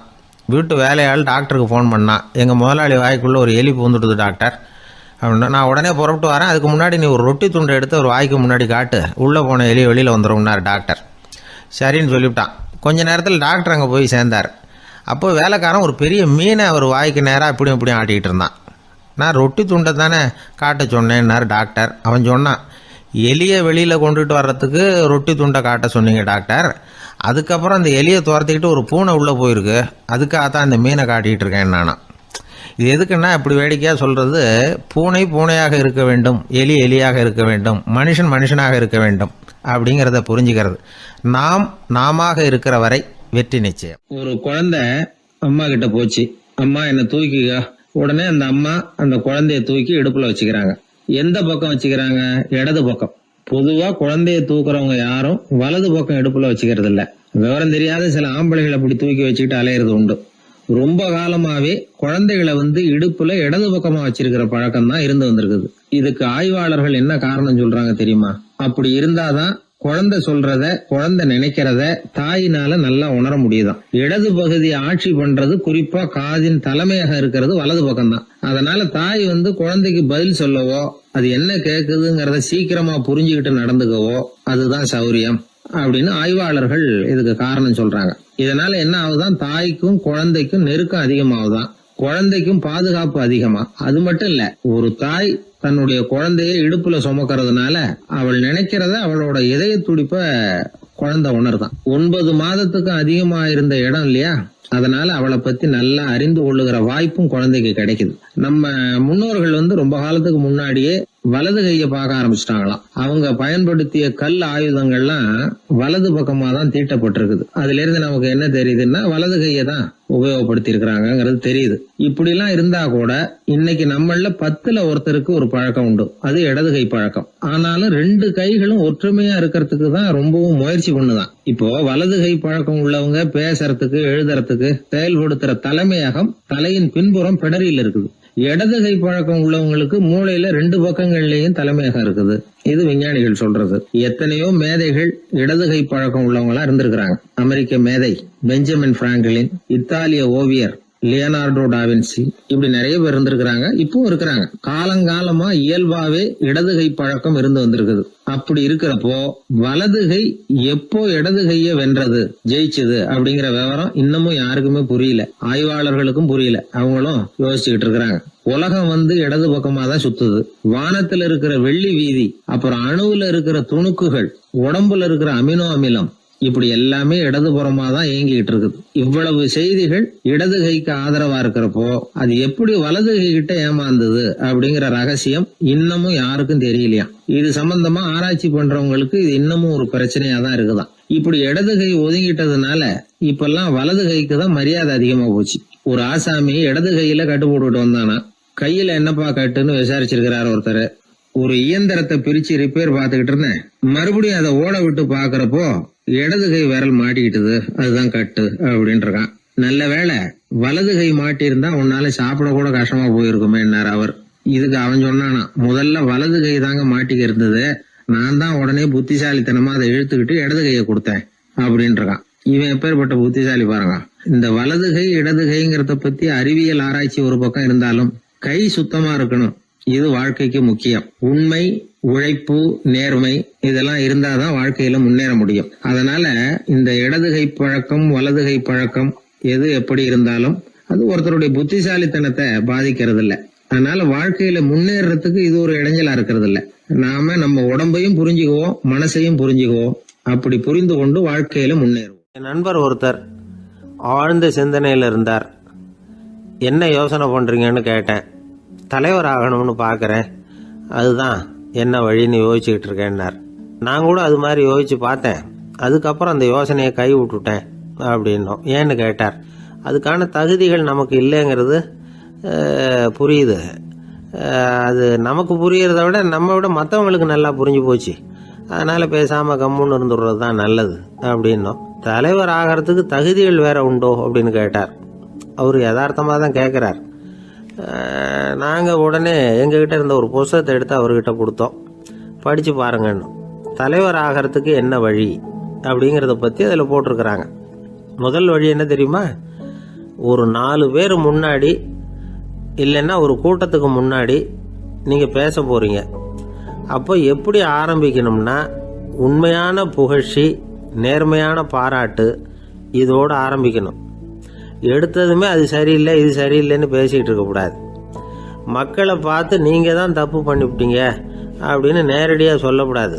தவறு இருந்தாலும் அதை மறைமுகமாக ஏதாவது கதை சொல்லி அதிலிருந்து அவங்க புரிஞ்சுக்கிற மாதிரி செய்யணும். அடுத்தவங்க பண்ண தப்பு என்னன்னு அலசறதுக்கு முன்னாடி நீங்கள் பண்ணின தப்பு என்னங்கிறத பற்றியே பேசுங்க. எதுக்கும் நேரடியாக உத்தரவு போட்டுக்கிட்டு இருக்கக்கூடாது. இதை நீங்கள் செய்யணும் அப்படின்னு சொல்கிறதுக்கு பதிலாக நீங்கள் இப்படி செஞ்சால் எப்படி இருக்கும் அப்படின்னு கேள்வி மாதிரி கேட்கணுமா. இப்படி கேட்டால் அது உத்தரவு மாதிரி தெரியாதான். அடுத்தவங்க மரியாதையை காப்பாற்றுறது மாதிரி பேசணுமா. உங்கள் பேச்சு இன்னொருத்தரை அவமானப்படுத்துறது மாதிரி இருக்கக்கூடாதான். ஏண்டா இவங்கிட்ட போய் மாட்டிக்கிட்டோம்னு யாரும் நினச்சிடக்கூடாது. ஒவ்வொரு சின்ன வளர்ச்சியையும் பாராட்டணும். வெற்றி சாதாரணமாக இருந்தாலும் பாராட்டாமல் இருந்துடக்கூடாது. பாராட்டும் பொழுது தாராளமாக இருக்கணும். குறை சொல்லும் பொழுது கவனமாக இருக்கணும். வாய்க்கு வந்தபடி பேசிவிட்டா அதுக்கப்புறம் வகையாக மாட்டிக்கிட்டு முழிக்க வேண்டியிருக்கும். நீங்கள் பேசுறது இன்னொருத்தருக்கு ஒரு கௌரவத்தையும் மரியாதையும் உண்டு பண்ணுறது மாதிரி இருக்கணும். நீங்கள் பேசுறது அடுத்தவங்களுக்கு இருக்கிற கொஞ்ச நெஞ்ச மரியாதையும் எடுத்து விடுறது மாதிரி இருக்கக்கூடாது. உங்கள் பேச்சை கேட்டால் கேட்குறவங்களுக்கு ஒரு ஊக்கம் வரணும், உற்சாகம் வரணும். தவறு எதுவாக இருந்தாலும் அதை சுலபமாக திருத்திக்கலாம், சரி பண்ணிக்கலாங்கிறது மாதிரி இருக்கணும் உங்கள் பேச்சு. அடுத்தவங்களை சந்தோஷப்படுத்துங்க. உங்கள் யோசனையை கேட்டு நடந்துக்கிறதுனால அந்த சந்தோஷம் அவங்களுக்கு கிடைக்கணும். இந்த தகுதியெல்லாம் உங்ககிட்ட இருந்தால் நீங்கள் ஒரு சிறந்த தலைவராகலாம் அப்படின்னு அந்த புஸ்தகத்தில் போட்டிருக்கு. இந்த காலத்தில் தலைவர் ஆகிறதுக்கு வேறு சில தகுதிகள்லாம் கூட தேவைப்படுது. ஒரு புள்ள தன்னுடைய அப்பா கிட்ட, அப்பா உன்ன மாதிரியே நானும் அரசியலில் சேரணும், தலைவர் ஆகணும்னு ஆசைப்படுறேன், இன்னையிலேருந்து எனக்கு அரசியல் பாடம் கற்றுக் கொடு அப்படின்னு கேட்டிருக்கான். அவரும் சரின்னு சொல்லிவிட்டு ஒரு பெரிய ஏணியை எடுத்துகிட்டு வந்தாரான். ஒரு செவுத்தில் சாத்தினார். இந்த ஏணியில் ஏறி உயர போய் அங்கே பரன் மேலே இருக்கிற ஒரு புத்தகத்தை எடுத்துகிட்டு வாடான் இருக்கார் மகனை பார்த்து. அப்பா ஏணி ரொம்ப உயரமாக இருக்குது, நீ ஜாக்கிரதையாக இதை பிடிச்சிக்கோ, நான் ஏறி போகிறேன் அப்படின்னு நான் பையன். பயப்படாத நான் பார்த்துக்கிறேன்னார் அப்பா. பையன் ஏணியில் ஏறினா உச்சிக்கு போனதும் அப்பா கையை எடுத்துட்டார். ஏணி அப்படியே சரிஞ்சுட்டுது. பையன் பொத்துன்னு கீழே விழுந்துட்டான். இடுப்பை பிடிச்சிக்கிட்டே எழுந்திரிச்சான். என்னப்பா இது, இப்படி என்னை ஏற விட்டுட்டு கையை விட்டுட்டியே, இப்படி கை விடலாமா அப்படின்னு கத்தியிருக்கான். அப்பா நிதானமாக சொன்னாராம், அவசரப்படாதேப்பா, அரசியலில் இதுதான் முதல் பாடம், பெத்த அப்பனாக இருந்தாலும் அவனை நம்பாதே அப்படின்னு உபதேசம் பண்ண ஆரம்பித்தார். காலை நேரம், கடற்கரை ஓரம், காலை வீசிக்கிட்டு கையை வீசிக்கிட்டு ஏதோ சண்டைக்கு போகிற சிப்பாய் மாதிரி எல்லாரும் நடந்து போயிட்டு இருக்கிறாங்க. நடைப்பயிற்சி. அதில் நமக்கு தெரிஞ்ச ஒருத்தர் எதிரில் வந்தார் ரொம்ப வேகமாக. என்ன சார் வாக்கிங்க அப்படின்னு கேட்டோம். அவரால் ஆமாம்னு பதில் சொல்ல முடியல, அவ்வளவு கஷ்டம். மூச்சு விடுறதுக்கே வாயை திறந்து மூடிட்டு இருக்கிறார். எங்கே பேசுறது? கொஞ்சம் நின்று நிதானித்து மூச்சு விட்டுட்டு அதுக்கப்புறம் சொன்னார் ஆமாம் அப்படின்னு. என்ன சார் இவ்வளவு வேகம்னோ? உங்கள் பேச்சை கேட்டுவிட்டு தான் சார் நடக்க ஆரம்பித்தோம். நீங்கள் தான் அடிக்கடி சொல்லிகிட்டு இருந்தீங்க நடக்கிறது நல்லதுன்னு. அன்னையிலேருந்து ஆரம்பிச்சுட்டேன், ஆனால் ரொம்ப கஷ்டமாக இருக்குது சார். இப்போ பாருங்கள், உங்கள்கிட்ட சுலபமாக பேசக்கூட முடியல, மூச்சு வாங்குது, உடம்பு கூட வலிக்கிறது மாதிரி இருக்குது அப்படின்னு அவர் பாட்டுக்கு பேச ஆரம்பிச்சிட்டார். உங்களை யார் சார் இவ்வளவு வேகமாக நடக்க சொன்னது? வேகத்தை குறைங்க, மெதுவாக நடங்க அப்படின்னோம். நீங்கள் நடக்கிறதுனால என்னென்ன சௌகரியம்னு அன்னைக்கு சொன்னீங்களே தவிர சௌகரியமாக நடக்கிறது எப்படின்னு சொல்லலையே அப்படின்னார் அவர். இன்னமும் லேசாக மூச்சு வாங்கிக்கிட்டே சொன்னால் கூட இவர் சொல்கிறதுலேயே ஒரு நியாயம் இருக்குது. அதனால் இந்த நடைப்பயிற்சி பண்ணுறவங்க கவனிக்க வேண்டிய சில முக்கியமான குறிப்புகள் இருக்குது. அது என்னென்னங்கிறத அவங்க தெரிஞ்சுக்கணும். அது தெரிஞ்சு வச்சுக்கிறது நல்லது. இதெல்லாம் மருத்துவ நிபுணர்கள் சொல்கிற குறிப்புகள். அவங்க என்ன சொல்கிறாங்க தெரியுமா? உங்கள் வயசு 40க்கு மேலேயா? உங்கள் எடை இருக்க வேண்டியதை விட 10 கிலோ அதிகமாக இருக்குதா? நீங்கள் புகை பிடிக்கிறவரா? இதய நோய், இரத்த நாள நோய், உயர் இரத்த அழுத்தம் இப்படி ஏதாவது உங்களுக்கு உண்டா? அப்படின்னா நீங்கள் உங்கள் இஷ்டத்துக்கு வரிஞ்சு கட்டிக்கிட்டு நடைப்பயிற்சி பண்ண ஆரம்பிச்சிடாதீங்க. முதல்ல ஒரு மருத்துவ பரிசோதனை பண்ணிக்கோங்க, அதுதான் நல்லது அப்படின்னு அவங்க சொல்கிறாங்க. நடக்கிறப்போ, உடற்பயிற்சி செய்கிறப்போ மார்பு பகுதியில் அல்லது வேறு எங்கேயாவது தொடர்ந்து வலி இருந்ததுன்னா பயிற்சியை நிறுத்தி விட்டு டாக்டரை போய் பார்க்கணும். நடைப்பயிற்சி பண்ணுறப்போ உங்கள் சக்திக்கு தகுந்த மாதிரி மெதுவாக அதிக கஷ்டம் இல்லாமல் முன்னேறலாம். அங்கே என்ன போட்டியாக வைக்கிறாங்க, முந்திக்கிட்டு போய் என்ன பண்ண போகிறோம், பரிசாக வாங்க போகிறோம். அதனால் நிதானம் அவசியம் அப்படிங்கிறது அவங்க ஆலோசனை. தொந்தரவு கொடுக்காத ஷூ, ட்ரெஸ்ஸு இதுகளை உபயோகப்படுத்துங்க. பாதத்தில் ஆடு தசை இருக்குல்ல, அங்கே ஏதாவது பிரச்சனை இருந்ததுன்னா டாக்டரை பாருங்கள். அந்த பாதத்தில் வலி வரும் அந்த இடத்துல. வெயில் காலமாக இருந்தால் தலைக்கு தொப்பி வச்சுக்கோங்க. பனியில் நடந்தாலும் அப்படி தான், தலையை பத்திரமா பார்த்துக்குங்க. நம்மக்கிட்ட ஏதோ கொஞ்சம் உருப்படியாக தெரியறது அது தானே. உடற்பயிற்சிக்கு முன்னாடி பின்னாடி பயிற்சி செய்கிறப்போ நிறைய தண்ணி குடிக்கலாமா. முதல் 1 மாதத்துக்கு கொஞ்சம் தளர்த்தியாக சாவகாசமாக நடக்கலாம். மணிக்கு 3 அல்லது 4 கிலோமீட்டர் வேகம்னு வச்சுங்களேன். அதுக்கப்புறம் வேகத்தை அதிகப்படுத்தலாம். மணிக்கு 6 அல்லது 8 கிலோமீட்டர் அளவுக்கு நடக்கலாம். நல்லா கையை வீசிக்கிட்டு நடக்கணும். மூச்சு விடுற எண்ணிக்கை அதிகரிக்கணும். இது மாதிரி ஒரு 30 நிமிஷம் நடக்கலாம். தனியாக நடந்து போகிறதுக்கு உங்களுக்கு என்னமோ மாதிரி இருக்குதா, கூட யாரையாவது சேர்த்துக்குங்க. ஒரு குரூப்பாக சேர்ந்து போகலாம். நடக்கிறதுங்கிறத ஒரு சந்தோஷமான சமாச்சாரமாக ஆக்கிக்கணும். தினம் இப்படி நடக்க வேண்டி இருக்குதே அப்படின்னு புலம்பிக்கிட்டே போகக்கூடாது. சில பேர் நடக்கிறப்போ கடந்த காலத்தை அசை போட்டுக்கிட்டே போவாங்க. சில பேர் வருங்காலத்தை அசை போட்டுக்கிட்டே போவாங்க. சில பேர் முக்கியமான திட்டம்லாம் இப்படி நடக்கிறப்போ தான் தீர்மானம் பண்ணுவாங்க. நடக்கிறதுனால மன இறுக்கம் குறையுது, பரபரப்பு குறையுது, மன ஆற்றல் பெருகுது, தன்னம்பிக்கை வளருது, முதுமை தள்ளி போகுது, செயல்திறன் அதிகரிக்குது. இதை தவிர உடம்புக்கும் பல விதமான சௌகரியங்கள் ஏற்படுது. அதனால் இது வரைக்கும் நடக்க ஆரம்பிக்காதவங்க இனிமேல் இந்த குறிப்புகளை கவனத்தில் வச்சுக்கிட்டு நடக்க ஆரம்பிச்சுடலாம். சார்லஸ் லேம்ப் அப்படின்னு ஆங்கில இலக்கிய மேதை ஒருத்தர், அவர் ஒரு தரம் உடம்பு சரியில்லைன்னு டாக்டர்கிட்ட போனாராம். டாக்டர் அவரை பார்த்துட்டு, நீங்கள் தினமும் காலையில் வெறும் வயத்தில் நடக்கணும் அப்படின்னாராம். வெறும் வயத்தில் நடக்கிறதுக்கு நான் தயார், ஆனால் வயிறு கிடைக்கணுமே சார், யார் வயத்து மேலே நடக்கிறது டாக்டர் அப்படின்னு கேட்டாராம் இவர். ஒருத்தர் முகத்தை உம்முன்னு வச்சுக்கிட்டு வந்துக்கிட்டு இருந்தார். ஏன்னு கேட்டாங்க. யார் என்ன பார்த்தாலும் உடனே முகத்தை திருப்பிக்கிட்டு போடுறாங்க சார் அப்படின்னார். உங்ககிட்ட பிரியமாக பேசுகிற நண்பர்களே கிடையாதா அப்படின்னு கேட்டாங்க. அப்படி யாரும் இல்லையே அப்படின்னாராம். அதிகமாக நமக்கு நண்பர்கள் கிடைக்கணும்னா அதுக்குன்னு சில உத்திகள் இருக்கு, அமெரிக்க எழுத்தாளர் ஒருத்தர் சொல்லியிருக்கிறார் அப்படின்னு சொன்னாங்களாம் விவரம் தெரிஞ்சவங்க. அப்படின்னு அதை எனக்கும் கொஞ்சம் சொல்லி கொடுங்களேன் அப்படின்னு கேட்டிருக்காரு இவர். உடனே அதை பற்றி அவர்கிட்ட சொல்ல ஆரம்பிச்சாங்களாம். அது என்னன்னா, முதல் குறிப்பு என்னன்னா, எதிரில் உள்ளவங்க நிறைய பேசுறதுக்கு வாய்ப்பு கொடுக்கணுமா. நம்ம பத்தியே பேசிட்டு இருக்க கூடாதான். அவர் பேசுற விஷயம் எதுவா இருந்தாலும் ஆமா நல்லது அப்படின்னு சொல்லி ஏத்துக்கணுமா. இது ஒரு குறிப்பு. 2வது குறிப்பு என்னன்னா, கூடுமான வரைக்கும் யாருகிட்டையும் அனாவசியமா வாதம் பண்ணிட்டு இருக்க கூடாது. 3வது குறிப்பு என்னன்னா, எந்த பிரச்சனையையும் அடுத்தவங்க கண்ணோட்டத்திலேயே பார்க்கணும், நம்ம கண்ணோட்டத்திலேயே பார்த்துட்டு இருக்க கூடாது. எப்பவுமே அடுத்தவங்க மனோபாவத்தை நாம புரிஞ்சு வச்சிருந்தோம்னா நம்மளை யாராலையும் ஜெயிக்க முடியாது. 4வது குறிப்பு என்னன்னா, ஒருத்தர்கிட்ட பேச ஆரம்பிக்கிறப்பவே இயல்பா அன்பா ஆரம்பிக்கணும். உதாரணத்துக்கு, இந்த சட்டை உங்களுக்கு ரொம்ப பொருத்தமா இருக்குதே அப்படின்னு சொல்லி ஆரம்பிக்கலாம். அதை விட்டுட்டு, அன்னைக்கு என்ன சார் என்ன அம்போன்னு விட்டுட்டு அப்படி ஆயிட்டீங்க அப்படின்னு ஆரம்பிக்க கூடாதான். இதெல்லாம் விவரம் தெரிஞ்சவங்க சொல்லி கொடுத்துருக்கிற குறிப்புகள். 5வது விஷயம் என்னன்னா, நம்ம தவறுகளை தயக்கம் இல்லாம ஒத்துக்கணும், அதுக்காக கூச்சப்படக்கூடாது. 6வது குறிப்பு, அடுத்தவங்க கருத்துக்கு மதிப்பு கொடுக்கணும். நீங்க சொல்றது தப்பு சார் அப்படின்னு முகத்துல அடிச்சா அப்படி பேசக்கூடாது. 7வது விஷயம் என்னன்னா, சில பேர் எப்ப பார்த்தாலும் சவால் விட்டுக்கிட்டே இருப்பாங்க. அனாவசியமான சவால் சில பேரால தவிர்க்க முடியாது, அப்படி விடக்கூடாதான். 8வது கருத்து, நம்ம கருத்து என்னவோ அதை எதிராளியின் வாயிலிருந்து வரவழைக்கணும். அப்படி வரவழைக்கிறதுக்கு முயற்சி பண்ணணும். இது ஒரு முக்கியமான கருத்து. அப்புறம் 9வது குறிப்பு என்னன்னா, நம்ம யோசனைய புதிய முறையில சொல்லி பார்க்கலாம். அடுத்தவங்க சொல்ற யோசனையை ஏத்துக்கணும். அந்த யோசனை மகா மோசமா இருந்தா கூட அதை ஏத்துக்கிற மாதிரி நடிக்கலாமா, அது கூட தப்பு இல்லைங்கிறாங்க. 10வது குறிப்பு ரொம்ப முக்கியமானது. அதாவது அனாவசியமா பொய் சொல்லக்கூடாது. அப்படி எப்பவாவது பொய் சொல்ல வேண்டிய அவசியம் வந்துட்டுதுன்னு வைங்க, பெரிய பொய்யா சொல்லி கொள்ளணுமா, அதை நம்பும்படியா சொல்லணுமா. சில சமயம் தேவைப்பட்டா பொய்ய உண்மையா கூட மாத்திக்கலாமா. அது எப்படி பொய்ய உண்மையா மாத்திக்கிறது அப்படின்னா, இப்ப எனக்கு கார் ஓட்ட தெரியும்னு நண்பர்கள் கிட்ட பொய் சொல்லியாச்சு. நண்பர்கள் நிஜமாவே ஒரு காரை கொடுத்து ஓட்டுன்னு சொல்றதுக்கு முன்னாடி ஏதாவது ஒரு டிரைவிங் ஸ்கூல்ல சேர்ந்து கார் ஓட்டுறதுக்கே கத்துக்கிறது. இது ஒரு உதாரணம். இது மாதிரி பொய்ய உண்மையாக்கக்கூடிய சில உத்திகள் உண்டு. அதனால சில பிரச்சனைகளை தீர்த்திட முடியுமா. அப்புறம் 11வது குறிப்பு என்னன்னா, உயர்ந்த நோக்கங்களை மட்டும் வெளியில பேசணும். உள் மனசு எவ்வளவு ஒட்டடை படிஞ்சு கிடந்தாலும் பரவாயில்ல, அதை பத்தி பேச வேண்டியதில்லை. 12வது குறிப்பு சொல்றாங்க, சிறந்த நல்ல நண்பர்களை தேடிதான் பெற வேண்டியிருக்கும், அவ்வளவு சுலபமா கிடைச்சிட மாட்டாங்க அப்படின்னு சொல்றாங்க.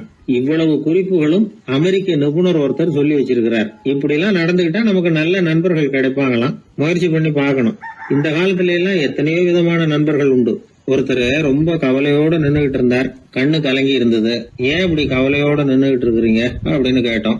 என்னுடைய நண்பன் ஒருத்தன் ஒரு நாள் கோபத்துல என்னை பார்த்து சொல்லிவிட்டான், உன்னோட 1 வருஷத்துக்கு பேச மாட்டேன் போ அப்படின்னு சபதம் போட்டுட்டான் அப்படின்னார். அதுக்காகவா இப்படி கவலைப்பட்டுக்கிட்டு கண் கலங்கி நிக்கிறீங்க அப்படின்னு கேட்டோம். இதுக்கு அவரு சொன்னார், நான் அதுக்காக கவலைப்படல சார், அந்த 1 வருஷ கெடு என்னையோட முடியுது, அதை நினைச்சுதான் கவலைப்படுறேன், கண்ணீர் விடுறேன் அப்படின்னாராம் சோகமா. ஒரு ஊர்ல ஒரு மன்னர் இருந்தார். அவரு பக்கத்து தேசத்து மேல படையெடுக்கணும்னு நினைச்சுக்கிட்டு இருந்தார். அதையும் தன்னுடைய நாட்டோட சேர்த்துக்கணுங்கிற ஆசை. எப்போ படையெடுக்கலாம்னு யோசிச்சுக்கிட்டு இருந்தார். இப்படி யோசிச்சுக்கிட்டு இருந்த சமயத்துல ஒரு பெரியவர் அவரை தேடிட்டு வந்தார். அவர் அடிக்கடி வருவார், அவர்கிட்ட பேசிக்கிட்டு இருப்பார். இப்போ அப்படித்தான் வந்தார். என்ன மன்னா யோசனைன்னாரு. இவர் தன்னுடைய யோசனையை சொன்னார். இந்த சமயத்துல மன்னருக்கு தாகம் எடுத்தது. தண்ணி குடிக்கணும் போல இருந்தது. உடனே அங்க இருந்த ஒரு அரண்மனை பணியாளரை கூப்பிட்டார். போய் கொஞ்சம் தண்ணி கொண்டு வாப்பா அப்படின்னார். அந்த பணியாளர் போனார். ஒரு கோலையில தண்ணி கொண்டு வந்தார். ராஜா கிட்ட நீட்டினார். ராஜா அதை வாங்கி குடிக்கிறதுக்காக வாய்கிட்ட கொண்டுட்டு போனார். அந்த நேரம் பார்த்து, மன்னா கொஞ்சம் பொறுங்கன்னார் இந்த பெரியவர். ஆவலோட குடிக்க போன மன்னர் அப்படியே நிறுத்திக்கிட்டு பெரியவரை பார்த்தார். இப்ப அந்த பெரியவர் சொன்னார், மன்னா, இப்போ உங்களை விட வலிமையுள்ள ஒரு சக்தி உங்களுக்கு தண்ணி கொடுக்க மறுத்துடுதுன்னு வைங்க, உங்களை குடிக்க விடாம தடுத்துடுது அப்படின்னா, இப்ப இந்த ஒரு கோவள தண்ணீரை என்ன விலை கொடுத்து வாங்குவீங்க அப்படின்னு கேட்டார். இப்போ எனக்கு இருக்கிற தாகத்துக்கு என்னுடைய அரசாங்கத்துல பாதியையாவது கொடுத்து இந்த தண்ணியை வாங்கறதுக்கு தயங்க மாட்டேன்னார் அவர். சரி, இப்போ அந்த தண்ணியை குடிங்கன்னார் பெரியவர். மன்னர் ஆவலோடு அந்த தண்ணியை குடிச்சு முடிச்சார். அதுக்கப்புறம் கொஞ்ச நேரம் தன்னுடைய படையெடுப்பை பத்தி சொல்லிட்டு இருந்தார். கொஞ்ச நேரம் கழிச்சு மறுபடியும் இந்த பெரியவர் கேட்டார், மன்னா, இப்போ நீங்க ஒரு கோவள தண்ணீரை குடிச்சு முடிச்சுட்டீங்க. இப்போ அந்த தண்ணீர் உங்க உடம்ப விட்டு வெளியில வரக்கூடிய பாதை அடப்பட்டு போச்சு அப்படின்னு வச்சுங்க, அதை வெளியேற்றுவதற்காக நீங்க எவ்வளவு செலவழிப்பீங்க அப்படின்னு கேட்டார். மன்னர் யோசனை பண்ணார். அப்படி ஒரு நிலைமை ஏற்பட்டு போச்சுன்னா என்னுடைய அரசாங்கம் பூராவையும் அதுக்கு ஈடா தர்றதுக்கு கூட தயங்க மாட்டேன்னார். இப்ப அந்த பெரியவர் சொன்னார், எந்த அரசாங்கத்தின் மதிப்பு ஒரு கோவள தண்ணீர் அளவுக்கு கூட இல்லையோ அந்த அரசாங்கத்தை அடையணுங்கிற பேராசையில மனிதர்கள் தங்களுடைய சகோதரர்கள் கூடவே சண்டை போட்டுக்கிறாங்களே, அதுல ஏதாவது அர்த்தம் இருக்குதா அப்படின்னாராம். மன்னருக்கு இப்பதான் அர்த்தம் புரிஞ்சுதான். மனசுல தெளிவு உண்டாச்சு. தன் மனசுக்குள்ள உண்டான வெறிய விரட்டி அடிச்சு விட்டார். அதுக்கப்புறம் நிம்மதியா ஆட்சி புரிஞ்சார். இப்படி ஒரு கதை. உயிருக்கு என்ன விலை கொஞ்சம் யோசனை பண்ணி பாருங்க. ஆனா அது இப்போ எவ்வளவு மலிவா போயிட்டுது, அதையும் யோசனை பண்ணி பாருங்களேன். ஆசை பேராசையா மாறுது, அப்புறம் அது வெறியா ஆகுது, அதுக்கப்புறம் பைத்தியம் பிடிக்குது. இந்த காலத்து மனிதர்களுக்கு 2 விதமான பைத்தியம் பிடிச்சிருக்கிறதாக ஒரு பெரியவர் சொல்றார். ஒன்னு பணம், இன்னொன்னு அதிகாரம். இதெல்லாம் எவ்வளவு காலத்துக்கு நீடிக்கும்? ஒரு சர்வாதிகார நாட்டில் 3 பேர் ஜெயிலில் இருட்டு அறையில பேசிக்கிட்டு இருக்கிறாங்க. நீ எப்படி இந்த ஜெயிலுக்கு வந்த அப்படின்னு ஒருத்தர் கேட்டாராம். இந்த நாட்டு ராஜாவை ஆதரிச்சு நான் பிரச்சாரம் பண்ணினேன், அதனால கூட்டத்தில் தகராறு வந்துட்டுது, கலவரமா போச்சு, அதுக்கு நான் தான் காரணம்னு அரெஸ்ட் பண்ணி இங்க கொண்டாந்து போட்டாங்க அப்படின்னாராம் அவரு. சரி, நீ எப்படி இங்க வந்த அப்படின்னு இன்னொருத்தரை பார்த்து கேட்டிருக்கார். நான் இந்த நாட்டு ராஜாவை எதிர்த்து பிரச்சாரம் பண்ணேன், அதனால கலவரம், அரெஸ்ட் பண்ணி கொண்டாந்து போட்டாங்கன்னார். சரிப்பா, நீ எப்படி அங்க வந்த அப்படின்னு 3வது ஆளை பார்த்து இவங்க கேட்டாங்களாம். இதுக்கு அந்த ஆள் மெதுவா வெளிச்சத்துக்கு நான் தான் இந்த நாட்டு ராஜா அப்படின்னாராம். ஊர்ல ஒரு ஞானி இருந்தார். ஒரு நாள் அவரை தேடிட்டு ஒருத்தர் வந்தார். வந்தவர் ஞானியை பார்த்து ஒரு கேள்வி கேட்டார். ஐயா, உங்களுடைய சாதனை என்ன? இதுதான் அவர் கேட்ட கேள்வி. இதை கேட்டதும் அந்த ஞானி நிமிர்ந்து இவரை பார்த்தார். அப்புறம் சொன்னார், அது ஒன்றும் பெரிய விஷயம் இல்லை, அது ரொம்ப எளிமையான ஒண்ணு. எப்போ எனக்கு பசிக்குதோ அப்ப நான் சாப்பிட்டுருவேன், எப்ப எனக்கு தூக்கம் வருதோ அப்ப நான் தூங்கிடுவேன், அவ்வளவுதான் அப்படின்னார். கேள்வி கேட்டவர் ஒரு மாதிரி ஆயிட்டார். ஐயா, இதே தானே நாங்களும் செய்யறோம், இதுல என்ன அதிசயம் இருக்கு அப்படின்னார். இப்ப அந்த ஞானி சொன்னாராம், இங்கதான் நீங்க தப்பு பண்றீங்க அப்படின்னாராம். அப்படியான்னாரு இவரு. ஆமா அப்படின்னாராம். நீங்க செய்யற தவறு எனக்கு புரியுது. ஏன்னா நான் உங்களை மாதிரி நான் வாழ்ந்து பார்த்திருக்கிறேன். அதனால என்னுடைய அனுபவத்துல உங்களுக்கும் எனக்கும் உள்ள வித்தியாசத்தை உணர முடியுதுன்னாரா. என்ன சொல்றீங்க, எனக்கு ஒன்றும் புரியலையேன்னாரா இவரு. இதை பாருங்க, சாப்பிடுறதுங்கிறது நாம 2 பேருக்கும் பொதுவான ஒரு காரியம்தான். ஆனா நீங்க சாப்பிடுறதுக்கும் நான் சாப்பிடுறதுக்கும் வித்தியாசம் இருக்கு அப்படின்னாராம். என்ன வித்தியாசம்னு கேட்டிருக்கார். நீங்க பசி இல்லாத பொழுது சாப்பிடுறீங்க, இப்போ சாப்பிடுற நேரம் வந்துட்டுது அப்படிங்கிறதுக்காக சாப்பிடுறீங்க. சாப்பாடு ருசியா இருக்கு அப்படிங்கிறதுக்காக சாப்பிடுறீங்க. எது தேவைங்கிறது தெரியாம சாப்பிடுறீங்க. அது மாதிரி தூக்கமும் உங்களுக்கு ஒரு பழக்கமா போட்டுது. இப்போ இது தேவையா இல்லையா அப்படிங்கிறத பத்தி நீங்க யோசிச்சு பாக்குறது இல்ல. சாப்பிடும் பொழுது 1000 வேலைகளை மனசுல நினைச்சுக்கிட்டு இருப்பீங்க, அதனால அது சாப்பிடுதலா இருக்காது. அதே மாதிரி நீங்க தூங்கும் பொழுதும் அது தூங்குதலா இருக்காது. ஏகப்பட்ட கனவுகள் வரும். உங்க மனசு மேலும் மேலும் கனவுகளை உருவாக்கி கொண்டே இருக்கும். அதனால எனக்குள்ள நடக்கிறது வேற மாதிரி, நீங்க நினைக்கிறது மாதிரி இல்ல. எனக்குள்ள நடக்கிறது எப்படின்னா, நீங்க செய்யறது மாதிரி இல்ல. தூக்க உணர்வு வந்த உடனே தூங்குதல் மட்டுமே நடைபெறும். அதுதான் என்கிட்ட நடக்கிறது அப்படின்னாராம் அந்த ஞானி. இப்ப வித்தியாசம் புரியுதா? அந்த ஞானி சாப்பிடுறத அனுபவிக்கிறார், அது எக்ஸ்பீரியன்ஸ். நாம அப்படி இல்ல, மனம் போன போக்குல சாப்பிடுறோம். இது இன்டெலிஜிங். இது ரெண்டுலயும் செயல்ல வேறுபாடு இல்ல, விழிப்புணர்வுல தான் வேறுபாடு இருக்கு. அவர் சாப்பிடும் பொழுது ஒரு சாட்சி மனோபாவத்தோட சாப்பிடுறார். எவ்வளவு தேவையோ அவ்வளவுதான் சாப்பிடுறார். ஏன்னா அவருடைய விழிப்புணர்வு முழுமையா செயல்படுது. அதனால அவர் சாப்பிடும் பொழுது நம்மை விட மகிழ்ச்சியா இருக்கிறார். நாம அப்படி இல்ல, வயிற்றை நிரப்புறதுக்காக சாப்பிடுறோம். இன்னும் சொல்ல போனா சாப்பிடும் பொழுது நாம அங்கேயும் இருக்கிறது இல்ல, எங்கேயோ போயிடுறோம். உடம்பு மட்டும்தான் அங்க இருக்கும். ஆனா ஞானி அப்படி இல்லை. அவர் சாப்பிடும் பொழுது சாப்பிடுதல் மட்டுமே இருக்கும். எந்த ஒரு செயலையும் விழிப்புணர்வோட செய்யலாம், மனம் போன போக்கிலையும் செய்யலாம். விழிப்புடன் செய்யறப்போ செய்யும் செயல் நம்ம அனுபவமாகிறது, அவ்வளவுதான். இதெல்லாம் பெரிய தத்துவம் மாதிரி தெரியும். இருந்தாலும் நாம புரிஞ்சுக்க வேண்டியது என்னன்னா, எந்த காரியத்தை செஞ்சாலும் அதுல முழு ஈடுபாடு வேணுங்கிறது முக்கியம். அந்த அளவுக்கு முதல்ல நம்மளை மாத்திக்கிட்டா போதும். ஆனா நம்ம ஆளுங்க அந்த அளவுக்கு இருக்கிறது இல்ல, எல்லாமே அரைகுறை தான். கேட்டா ஞாபகம் வருது. ஒருத்தன் என்ன பண்ணானா, விமான டிக்கெட் வாங்கிக்கிட்டு ரயில்வே ஸ்டேஷனுக்கு வந்துட்டான். அப்புறம் தான் புரிஞ்சுது தவறுதெல்லாம் இங்க வந்துட்டோங்கிறது. உடனே அவசரமா விமான நிலையத்தை நோக்கி ஓடி இருக்கிறான். அங்க போய் கவுண்டர்ல கேட்டிருக்கான், மேடம் நான் தவறுதலா ரயில்வே ஸ்டேஷனுக்கு போயிட்டேன், இப்ப விமானத்தையும் தவற விட்டுட்டேன், அடுத்த பிளைட்ல எனக்கு இதை மாத்தி தர முடியுமான்னு கேட்டிருக்கான். முடியாதுன்னாங்களாம் அந்த அம்மா. ஏன்னு கேட்டானா, ஏன்னா இப்ப நீங்க வந்திருக்கிறது பஸ் ஸ்டாண்டு அப்படின்னாங்களாம். ஒரு காலத்தில் பிரஷ்யா அப்படின்னு ஒரு தேசம் இருந்தது. இப்போ ஜெர்மனி இருக்குல்ல, இதோட பெரும்பகுதி ஒரு காலத்தில் பிரஷ்யாங்கிற பேரில் இருந்தது. அப்போ அதுக்கு அரசராக இருந்தவர் மகா ஃப்ரெடரிக், அதாவது ஃப்ரெடரிக் தி கிரேட் அப்படின்னு சொல்லுவாங்க. அந்த ராஜாவுக்கு ஒரு சந்தேகம், நாம் பல வகையான வரிகளை விதித்து வசூல் பண்ணுறோம், அப்படி பண்ணி வருமானம் குறைஞ்சிக்கிட்டே போகுதே, இதுக்கு என்ன காரணமாக இருக்கும்? இதுதான் அவருக்கு ஏற்பட்ட சந்தேகம். ஒரு சமயம் அந்த அரசர் தம்முடைய அமைச்சர்களையும் பிரபுக்களையும் தளபதிகளையும் கூப்பிட்டு ஒரு விருந்து வச்சார். விருந்து முடிஞ்சதும் அவங்கள பார்த்து இந்த சந்தேகத்தை கேட்டார்.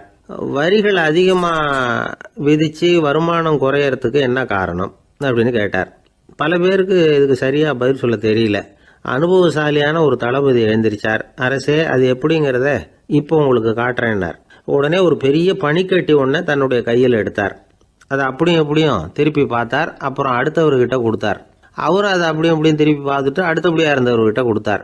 இப்படியே இதை ஒவ்வொருத்தரா பார்த்துட்டு ஒவ்வொரு கையா மாறி கடைசியில் மன்னர் கைக்கு போய் சேர்ந்தது.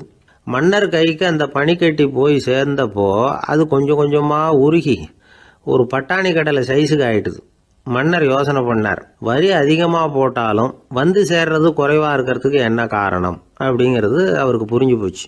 காலம்தான் மாறிட்டு இருக்கே தவிர இந்த கையூட்டு வாங்குற பழக்கம் மாறினதாக தெரியல. இன்னொரு ராஜா இருந்தார். அவர் தன்னுடைய ராஜாங்கத்தில் லஞ்ச ஊழலே சுத்தமாக இருக்கக்கூடாது அப்படின்னு நினைச்சார். அவர்கிட்ட பல்வேறு துறைகளுக்கும் பொறுப்பாக இருந்த பல பேரும் ரொம்ப சுத்தமாகவும் நேர்மையாகவும் இருந்தாங்க. ஒரே ஒருத்தர் மட்டும் எல்லார்கிட்டையும் லஞ்சம் வாங்கிட்டே இருந்தார்.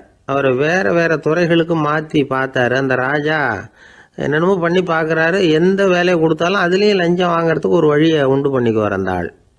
ராஜாவுக்கு இது ஒரு பெரிய தலைவலியாக போட்டுது. இவர் என்ன பண்ணுறது, இவருக்கு என்ன வேலையை கொடுக்கறது, கொஞ்சம் கூட லஞ்சம் வாங்கிறதுக்கு சான்ஸே இல்லாத ஒரு வேலையை கொடுக்கணும் அப்படின்னு திட்டம் போட்டார். ஒரு நாள் அவருக்கு அந்த உத்தரவும் போட்டுட்டார். அதாவது அவருக்கு என்ன வேலைன்னா, கடற்கரையில் தான் அவருக்கு ஆஃபீஸ். அங்கேயே இருந்துக்க வேண்டியது. தினமும் எத்தனை கடல் அலை கரையில் வந்து மோதுது அப்படிங்கிறத கணக்கெடுத்து ராஜாவுக்கு தெரிவிக்க வேண்டியது. இதுதான் அவருக்கு வேலை. பேசாமல் அலைய எண்ணிட்டு உட்காந்துருக்கட்டும், அப்போவாவது அவர் லஞ்சம் வாங்குகிற சந்தர்ப்பம் இல்லாமல் போயிடும் அவருக்கு அப்படின்னு நினச்சார் ராஜா. இந்த ஆள் கடற்கரைக்கு போய் டியூட்டியில் ஜாயின் பண்ணிட்டார். ஒரே மாதத்தில் அங்கே சொந்தமாக ஒரு பிரம்மாண்டமான மாளிகை கட்டிவிட்டார். ராஜாவுக்கு இது பெரிய ஆச்சரியமாக போச்சு. அலைய என்ற வேலையில் அந்த ஆள் எப்படி பணம் சம்பாதிச்சார் அப்படின்னு விசாரித்து பார்த்தார் அக்கம் பக்கத்தில். அந்த ஆள் என்ன பண்ணியிருக்கிறாருன்னா, கடற்கரையில் போய் பொறுப்பை ஏற்றுக்கிட்ட உடனே அங்கே இருந்த மீனவர்கள்கிட்ட எல்லாம் இந்த கரையில் வந்து ஒரு நாளில் வந்து மோதுற அலைகள் எத்தனை அப்படின்னு கேட்டிருக்காரு. அது எப்படிங்க தெரியும்னு இருக்காங்க அவங்க. தினமும் அந்த எண்ணிக்கை தெரியணும். நம்ம ராஜாவுக்கு தினமும் அறிக்கை அனுப்பணும், டெய்லி ரிப்போர்ட்டு. தவறுனா நீங்கள் இந்த கடலில் போய் மீன் பிடிக்கிறதுக்கு ராஜாவோட அனுமதி கிடைக்காது அப்படின்ட்டுருக்காரு. உடனே மீனவர்களும் பயந்து போட்டாங்க. கடலுக்கு போகிறதுக்கு அனுமதி இல்லைன்னா பட்டினி கிடக்கிறது மாதிரி ஆகிடுமே. மெதுவாக அந்த ஆளுகிட்ட போனாங்க, காதோட காதா சொன்னாங்க, ஐயா எங்களால் வந்து கடல் அலையை வந்து எண்ண முடியாது. தினமும் எங்களால் முடிஞ்சதை உங்களுக்கு பணமாக கொடுத்துட்றோம். நீங்கள் தான் ராஜா கிட்ட சிபாரிசு பண்ணி நாங்கள் தொடர்ந்து மீன் பிடிக்கிறதுக்கு அனுமதி வாங்கி கொடுக்கணும் அப்படின்னு வேண்டிக்கிட்டாங்க. பணம் தினமும் வந்து சேர ஆரம்பிச்சுட்டுது. பதவியில் மற்ற பதவியோட இந்த பதவி எவ்வளவோ மேல் அப்படின்னு நினச்சிட்டான் அந்த ஆள். அது மட்டும் இல்லை, தயவு பண்ணி என்னை இந்த இடத்த விட்டு மாற்றி விடாதீங்க சார் அப்படின்னு வேற கேட்க ஆரம்பிச்சிட்டானா. ஒரு நண்பர் யாருக்கோ ஃபோன் பண்ணிகிட்டு இருந்தார். அவர் பேசி முடித்ததும் நான் அவரை பார்த்து, இப்போ ஃபோன் பண்ணீங்களே அந்த ஃபோன் நம்பர் என்ன அப்படின்னு கேட்டேன். அவர் தலையை சொரிஞ்சுக்கிட்டார், ஞாபகம் வரலன்னார். சரி சார் அதை விடுங்க, உங்கள் மனைவி பேர் என்ன அப்படின்னு கேட்டேன். மாலதின்னார். என்ன சார் இது வேடிக்கை, கொஞ்ச நேரத்துக்கு முன்னாடி பேசின ஃபோன் நம்பர் வந்து மறந்து போச்சு. எப்போவோ கல்யாணம் பண்ணிக்கிட்ட மனைவி பேர் மறக்கலை, அதை கரெக்டாக சொல்லிவிட்டீங்களே அப்படின்னு கேட்டேன். அவர் என்ன ஒரு மாதிரியாக பார்த்தார். அவர் அப்படி என்னை பார்த்ததில் ஒன்றும் தப்பு இல்லை, ஏன்னா நாம் எல்லாருமே அப்படித்தானே. ஒரு குறிப்பிட்ட காரியத்துக்காக தொலைபேசியில் ஒருத்தட்ட பேசுகிறோம், அதுக்கப்புறம் அந்த எண் வந்து நமக்கு அனாவசியம், அதனால் மறந்துடுறோம். இதுக்கு பேர் தான் தற்காலிக ஞாபகம். ஆனால் மனைவி பேரை வந்து மறந்துட முடியுமா?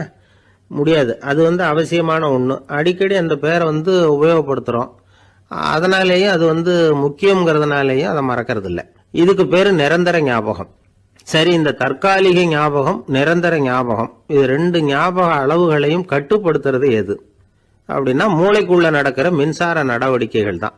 தற்காலிக ஞாபகம் ஒரு மின்னல் மாதிரி தோன்றி மறையுது. நிரந்தர ஞாபகம் ஒரு படிவம் போல மூளையில படிஞ்சுடுது. ஒரு சம்பவத்தின் பல பிரதிகள் மூளையில பல்வேறு பகுதிகளிலேயும் படிகிறதுனால ஒன்று மறைஞ்சாலும் மறந்தாலும் இன்னொன்று மறையறதில்லை. இப்படிப்பட்ட நிலைமையில தான் தொண்டையில் இருக்கு, வாயில் வரமாட்டேங்குது சார் அப்படிமா. ஒருத்தருக்கு எந்த துறையில் ஆர்வமும் ஈடுபாடும் அதிகமோ அது சம்பந்தமான ஞாபக சக்தி அதிகமாக இருக்கும். தொழிலை விரும்புகிற ஒரு டெலிஃபோன் ஆபரேட்டருக்கு எண்கள்லாம் நல்ல ஞாபகம் இருக்கும். அது மாதிரி கவிஞர்களுக்கு வார்த்தைகள் நல்ல ஞாபகத்தில் இருக்கும். இது ஒரு பக்கம் இருந்தாலும் ஒரு மூளை வந்து எண்களை விட எழுத்துக்களை விட படங்களை ரொம்ப சுலபமாக ஞாபகத்தில் வச்சுக்குது. புரிஞ்சுக்கிற தன்மை, அனுபவம், புத்தி கூர்மை இது கூடி குறையிறத பொறுத்து ஞாபக சக்தியும் ஏறும் இறங்கும். இப்போ உதாரணத்துக்கு ஒரு பையனுக்கு படித்தது எதுவும் ஞாபகத்தில் இல்லைன்னா அவன் அதை சரியாக புரிஞ்சுக்கலன்னு அர்த்தம். இந்த மறதிங்கிறது எந்த சமயத்தில் ஒரு பிரச்சனை ஆகுது தெரியுமா? உங்களுக்கு வேண்டியப்பட்ட ஒருத்தரை ஞாயிற்றுக்கிழமை சாயந்தரம் சரியாக 5 மணிக்கு கடற்கரைக்கு வர சொல்லிவிட்டு அந்த நேரத்தை மறந்துட்டா அது பரவாயில்ல, வர சொன்னதையே மறந்துட்டாதான் நிலைமை மோசம்னு அர்த்தம். இப்படி இருந்தால் இது வந்து சிகிச்சை எடுத்துக்க வேண்டிய நிலைமைங்கிறத புரிஞ்சுக்கணும். ஆமாம், இதுக்கும் மருந்து இருக்கு. ஆனால் மூளை வந்து குறிப்பிட்ட அளவுக்கும் கீழே இயங்குறப்போவோ இன்னொன்று சொல்லுவாங்க, இந்த நியூரோ டிரான்ஸ்மிட்டர் அப்படின்னு சொல்லுவாங்க. அப்படிங்கிற மூளை ரசாயனம் ரொம்பவும் குறைஞ்சி போகிறப்போ மட்டும்தான் உபயோகப்படும். டாக்டர் என்ன சொல்கிறாங்க தெரியுமா? மூளையை பொறுத்த வரைக்கும் அதில் ஞாபக சக்தி அதிகமாக உள்ள மூளை, மறதி உள்ள மூளை அப்படின்னு ஒன்றும் கிடையாது அப்படிங்கிறாங்க. நினைவு வச்சுக்கிறதுக்கு பயிற்சி அளிக்கப்பட்ட மூளை, பயிற்சியற்ற மூளை அப்படின்னு வேணும்னா சொல்லலாம் அப்படின்னு சொல்கிறாங்க. அதனால நம்ம ஞாபக சக்திங்கிறது நம்ம கிட்ட இருக்கிற பயிற்சி, முயற்சி இதை பொறுத்து தான் அமையும். ஒருத்தர் ஒரு பென்சிலை எங்கேயோ வச்சுக்கிட்டு தேடிக்கிட்டு இருந்தார். அப்புறம் என்னமோ தீவிரமா யோசனை பண்ணி அதை ஞாபகப்படுத்தி பார்த்துக்கிட்டு இருந்தாராம். எதிரில் உட்காந்துருந்தவர் சொன்னார், பென்சிலை தானே தேடிக்கிட்டு இருக்கீங்க,